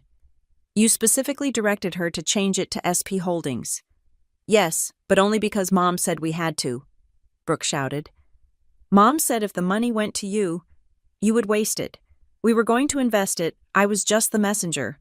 Stella, why am I the one getting heat? Mom is the one who incorporated the LLC. Brooke, I said, softening my voice. I believe you. You do. Yes, I lied. I know Mom manipulates everyone. She manipulated Mags. She manipulated you, and now she is letting you take the fall for Chloe. Exactly, Brooke said, crying now. It is so unfair. Listen, I said, I am tired of this. Brooke, the lawyers are costing me a fortune. I just want it to be over. Mom sent me a text about a settlement. $50,000. Take it, Brooke urged. Please, Stella, just take it and sign the NDA so the bank unfreezes the account. Once the account is open, we can pay you, and this all goes away. I can't sign an NDA without seeing the money, I said, but the account is frozen. We have cash, Brooke said quickly. Mom has a safe in the house. We can give you $10,000 now as a good faith payment, and the rest when the freeze lifts. Just come sign the papers. Please, I can't go to jail. Stella, I can't look good in orange. I looked at Silas. He held up a hand, signaling me to pause. He scribbled something on a notepad. Lure her out. Neutral ground. Get the signature on the bribe attempt. I am not coming to the house, I said. I don't feel safe there. Fine, Brooke said. Where then? There is a coffee shop off the highway, I said. The one near the old cinema. Meet me there in an hour. Bring the settlement agreement. If the terms are right, I will sign it and call off the dogs. Okay, Brooke breathed. Okay, I will be there. Just me, no Mom, no Mason. Just you. I agreed. I hung up. She is coming, I told Silas. She thinks she is buying my silence. She is buying her indictment, Silas said, standing up and adjusting his jacket. We have the confession on tape. Now we need the overt act. If she presents you with a settlement agreement that explicitly mentions the illicit funds, she is documenting the conspiracy. Who is coming with us? I asked. Me, Silas said, and 2 agents from the Treasury Department who are very interested in why a small-town LLC is structuring payments like a cartel. The coffee shop was quiet. It was one of those generic places with industrial lighting and indie music that sounded like despair. I sat at a table in the back, nursing a tea I didn't drink. Brooke arrived 12 minutes late. She was wearing huge sunglasses and a trench coat, looking like a bad caricature of a spy. She scanned the room nervously. When she saw I was alone, her shoulders dropped. She marched over and sat down, slapping a manila envelope onto the table. Thank God, she said, pulling down her glasses. Her eyes were red-rimmed. You look terrible. Stella. Thanks, I said. It has been a long week. Here, Brooke said, pushing the envelope toward me. Mom typed it up. It says you accept $50,000 in exchange for withdrawing all complaints and acknowledging that the wire transfer was a family misunderstanding. I opened the envelope. I read the document. It was legally amateurish, but factually damning. It explicitly stated Stella Perry agrees to cease all claims regarding the $2 million deposited into SP Holdings. And the money, I asked.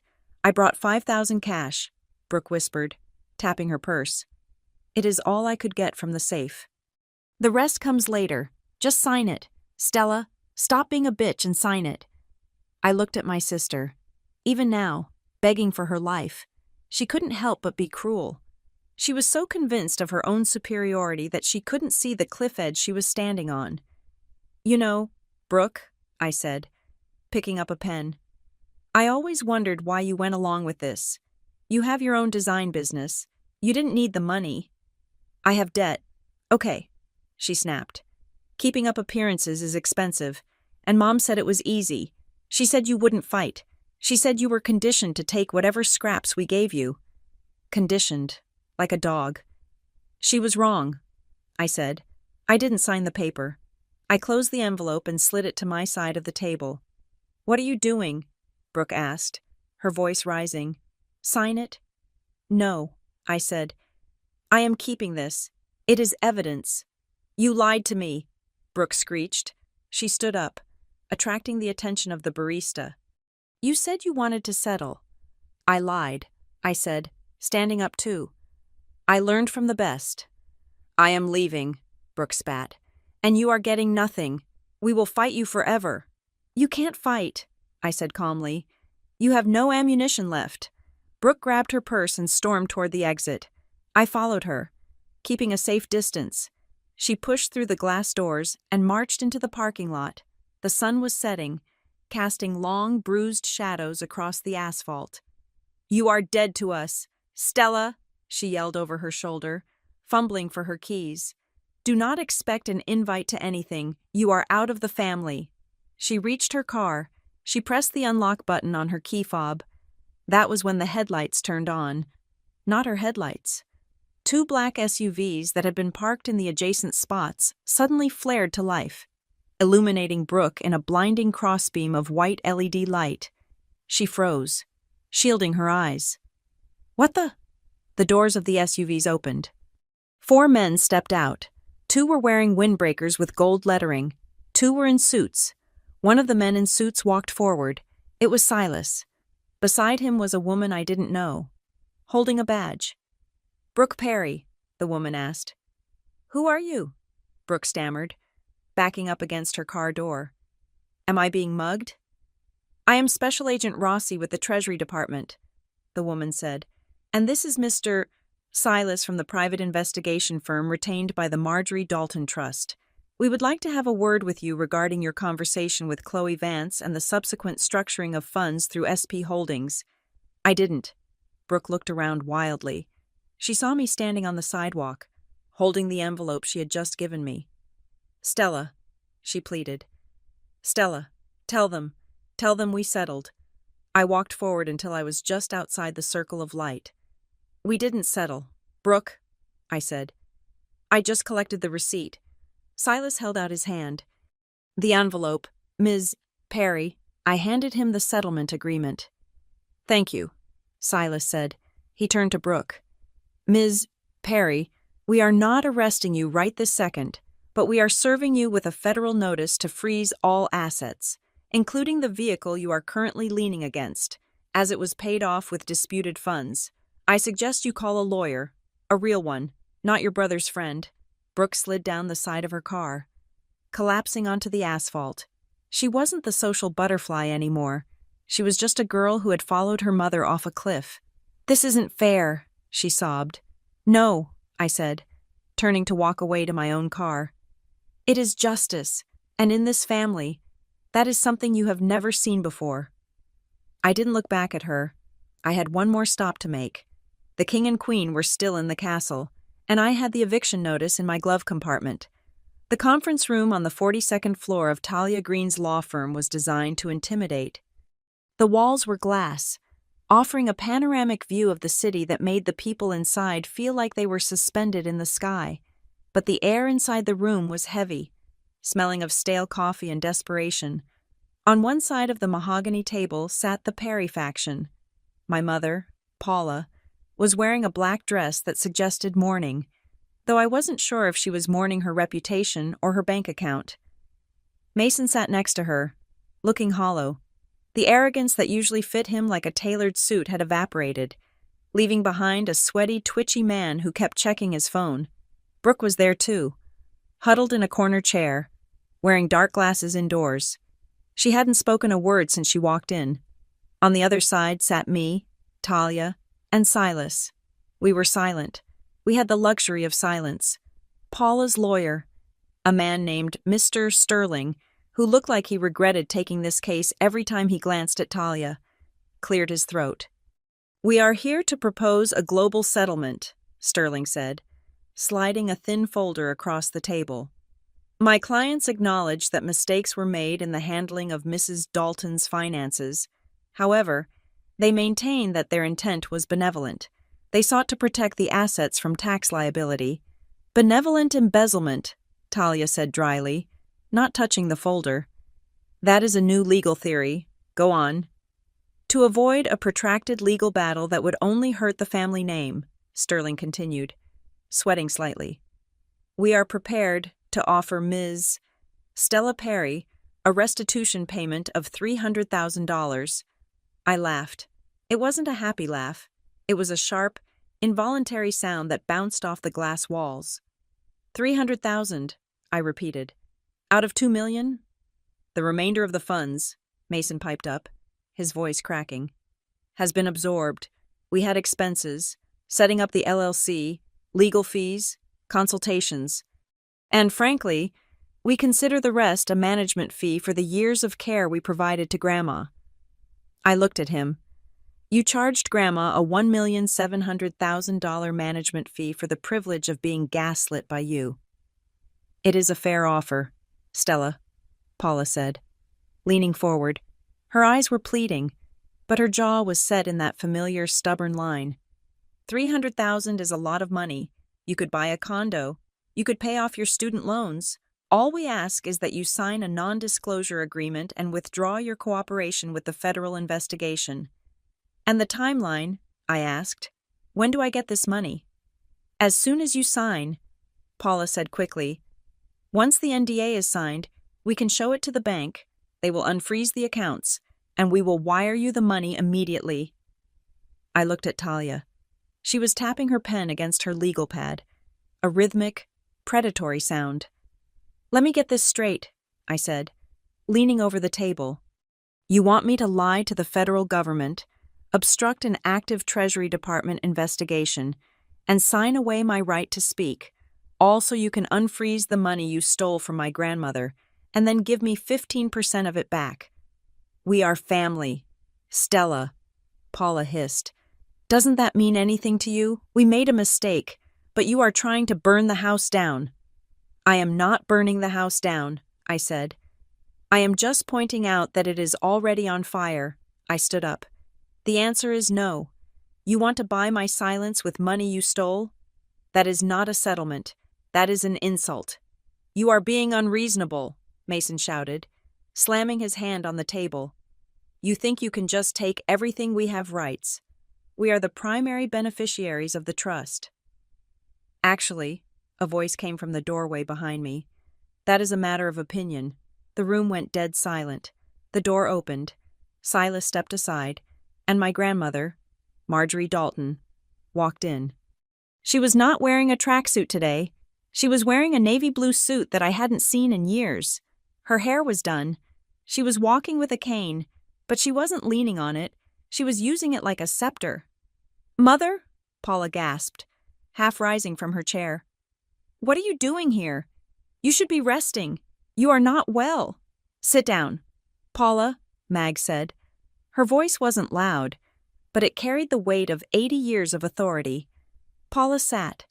Mags walked to the head of the table. She didn't look at Paula. She didn't look at Mason or Brooke. She looked at me. I heard the offer, Mag said. $300,000. You value my life's work at a discount. Grandma, please, Brooke whimpered from the corner. We didn't mean to hurt you. We just... Be quiet, Brooke, Mag said, without turning her head. I am done listening to lies. Today, I am here to clarify something. You keep using that word, family. You use it like a shield. You use it to excuse the way you treat people. She placed her hands on the table. Family is not about whose blood runs in your veins. Mag said, It is about who stands by you when you are bleeding. For 30 years, I watched you treat Stella like she was a mistake. I watched you mock her. I watched you exclude her. And I did nothing because I wanted to keep the peace. She took a deep breath. I was wrong. There is no peace with wolves. From today on, I decide who is family. This is ridiculous, Mason scoffed, though he looked terrified. She is clearly being manipulated by Stella's lawyers. This is undue influence. Is it? Talia asked. She opened her laptop and connected it to the large screen on the wall. Let's talk about influence. Specifically, the influence you exerted on the banking system. The screen flickered to life. Exhibit A, Talia said. CCTV footage from the Hollow Creek Credit Union. The video played. It showed the lobby scene Paula pacing, Brooke guiding Mags.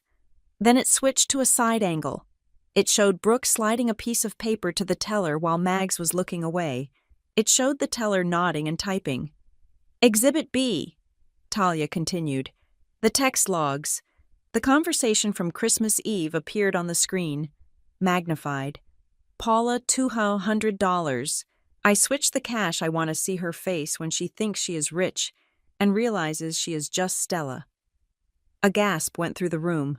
Paula went pale. She hadn't known we had the texts. She stared at her own words, projected 10 feet tall. And finally, Talia said, Exhibit C, the testimony of Chloe Vance. Talia played a voice recording. It was clear. High-quality audio taken from the federal interrogation room. Agent, who directed you to amend the wire transfer? Chloe Brooke. She said her mother, Paula, had set up the LLC. She said Mason was waiting for the funds to clear for a real estate deal. They told me it was a tax strategy.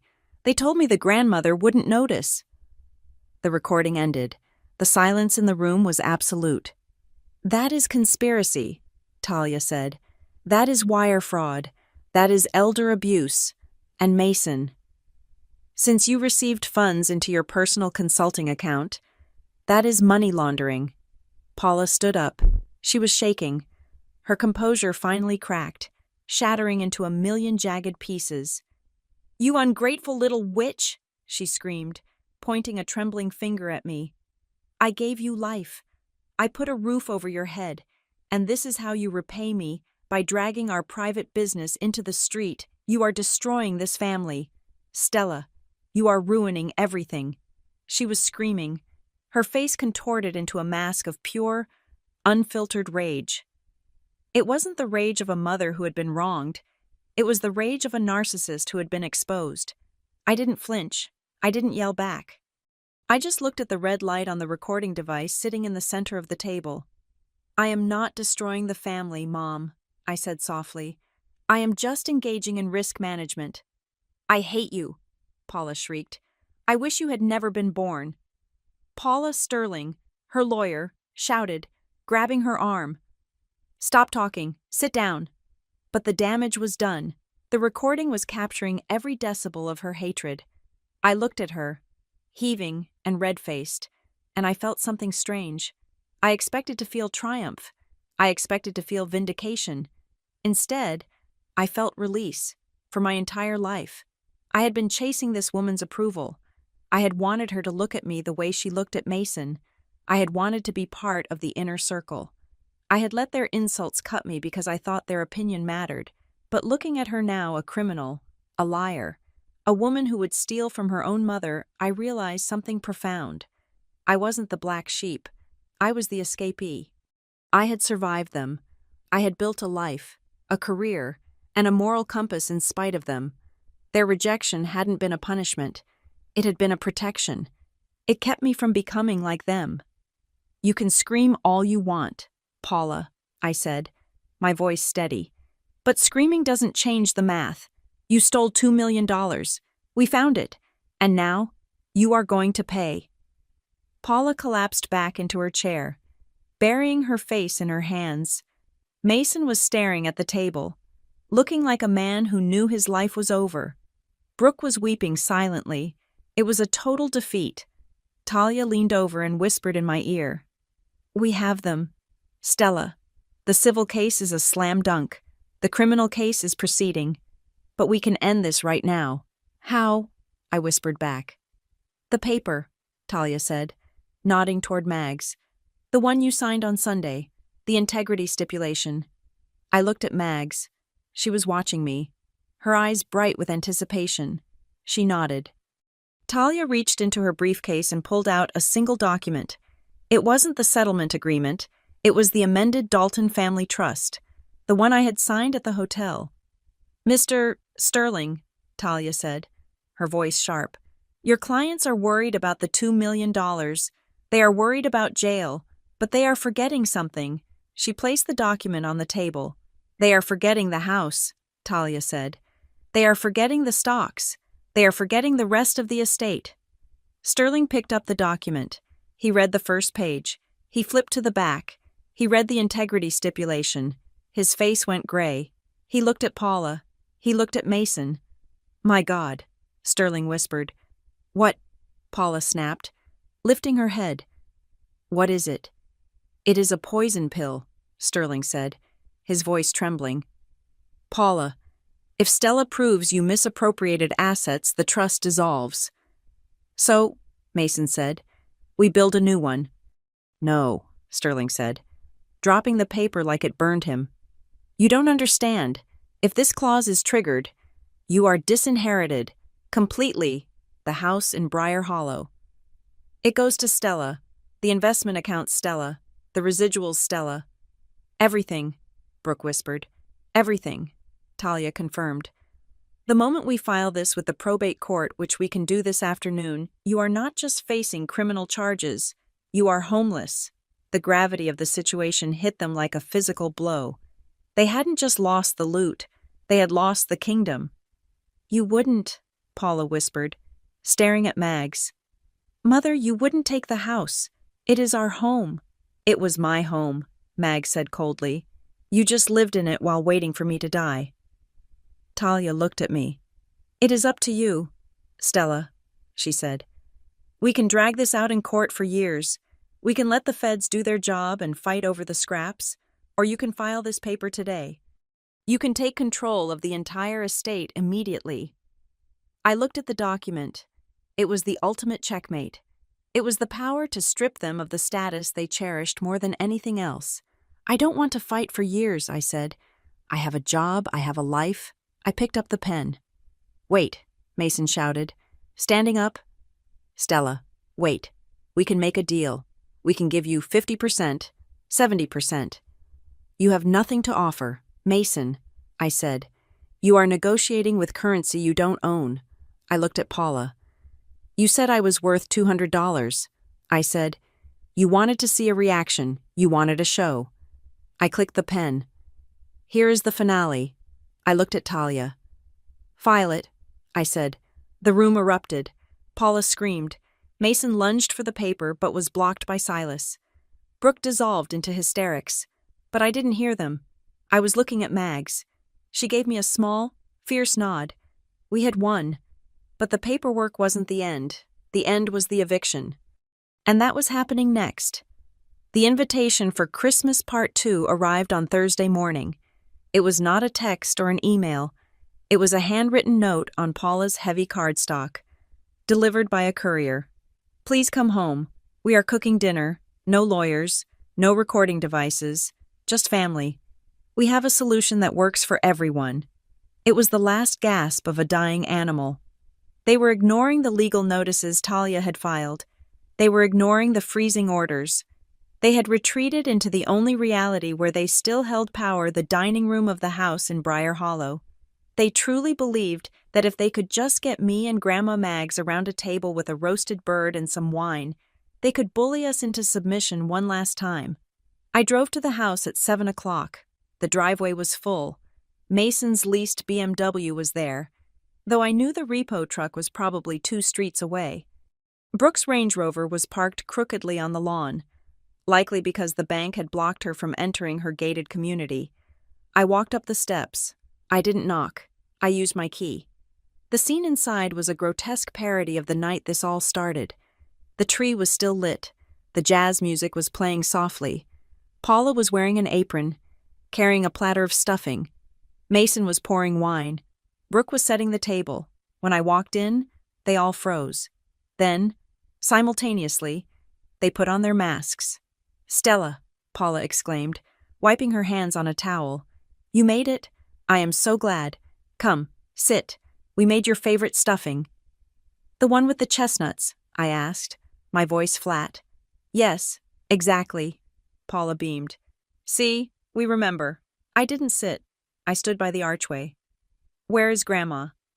She is resting in the guest room, Mason said, stepping forward with a glass of red wine. She agreed to come. We thought it would be best to have a nice meal first, lower the temperature, and then look at the paperwork. Paperwork, I repeated. Just a revised internal agreement, Mason said, his smile tight. We found a way to liquidate some other assets to pay you the $300,000 cash immediately. No waiting for the bank unfreeze. We just need you to sign a waiver stating the previous wire was a clerical error. They were relentless. Even with the federal noose around their necks, they were still trying to hustle me. They genuinely thought I was stupid enough to trade a multi-million-dollar judgment for a quick cash payout that was likely funded by selling Paula's jewelry. I am not signing anything, Mason, I said. Stella, please, Brooke begged from the table. She looked haggard. I can't access my accounts. I can't buy groceries. You made your point. Just let us fix it. You can't fix it, I said. Of course we can, Paula insisted. We are family. Families fix things. Now, sit down. I will go get Mother. No need, a voice said from the hallway. I am already here. Mags walked into the room. She was not frail. She was not confused. She was wearing her best Sunday coat and carrying a thick leather portfolio. She didn't look at Paula. She walked straight to the head of the table, Paula's seat, and sat down. She placed the portfolio on the table with a heavy thud. Mother, Paula said nervously, that is my seat. Not anymore, Mags said. The air in the room shifted. The fake warmth evaporated, replaced by a cold, hard dread. We are not eating, Mags announced. We are finishing business. Okay, Mason said, trying to regain control. Business? Great. We have the settlement right here. He reached for a folder on the sideboard. Put that away. Mason, Mags commanded. The time for negotiation ended when you stole my identity and impersonated me on a bank call. We didn't, Mason started. Stop, Mags said. I have the transcript. She opened her portfolio. She didn't take out a single paper. She took out a stack of files, thick and bound with legal clips. For 30 years, Mags said, looking at each of them in turn. I wondered if I was the problem. I wondered if I had raised you to be wolves. Or if the world did that to you. I blamed myself. I thought if I just gave you enough, loved you enough, you would eventually become decent people. We are decent people, Paula cried, tears springing to her eyes. We take care of you. You take care of my checkbook, Mags corrected. There is a difference. She placed her hand on the files. The wire transfer of $2 million was real, Mags said. I intended for Stella to have it, but it was also a test. A test, Brooke whispered. I knew you were monitoring my accounts, Mags said. Arthur Henderson told me you had set up alerts. I knew that moving a sum that large would trigger your greed. I wanted to see if you would let me bless my granddaughter, or if you would intercept it. You baited us, Mason asked, his face turning red. You entrapped your own family. I gave you a choice, Mags said. You could have driven me to the bank and let me send the gift. You could have been happy for Stella. If you had done that, I would have left the rest of the estate to you three, the house, the stocks, the remaining land. It was all yours. Paula let out a strangled sound. But you didn't, Mags continued. You stole it. You created a shell company. You lied to my face. You tried to declare me insane. So what? Mason sneered, dropping the facade completely. You proved we like money. Congratulations. You can't cut us out. Grandma, the original trust is ironclad. We get the house. We get everything when you die. Mags smiled. It was a terrifying expression. You really should have read the amendments, she said. She slid the top file across the table. This is the Revocable Living Trust of Marjorie Dalton. As amended 3 days ago, it has been notarized, filed, and registered with the county clerk. Mason snatched the file. He flipped through the pages, his hands shaking violently. This says, he choked on the words. It says that any beneficiary who attempts to defraud the grantor is immediately and permanently disinherited, Mag said calmly. It also invokes the penalty clause for the house. What penalty clause? Paula whispered. The one that says the property title transfers to the sole remaining beneficiary immediately upon proof of fraud, Mag said. The house isn't yours. Paula, it isn't mine. It belongs to Stella, as of 9 o'clock this morning. You can't, Paula screamed. You can't do this. I have lived here for 40 years. This is my home. It was a privilege, Mag said, and you abused it. I am not leaving, Paula yelled, grabbing a wine glass and hurling it at the wall. It shattered, spraying red wine like blood across the wallpaper.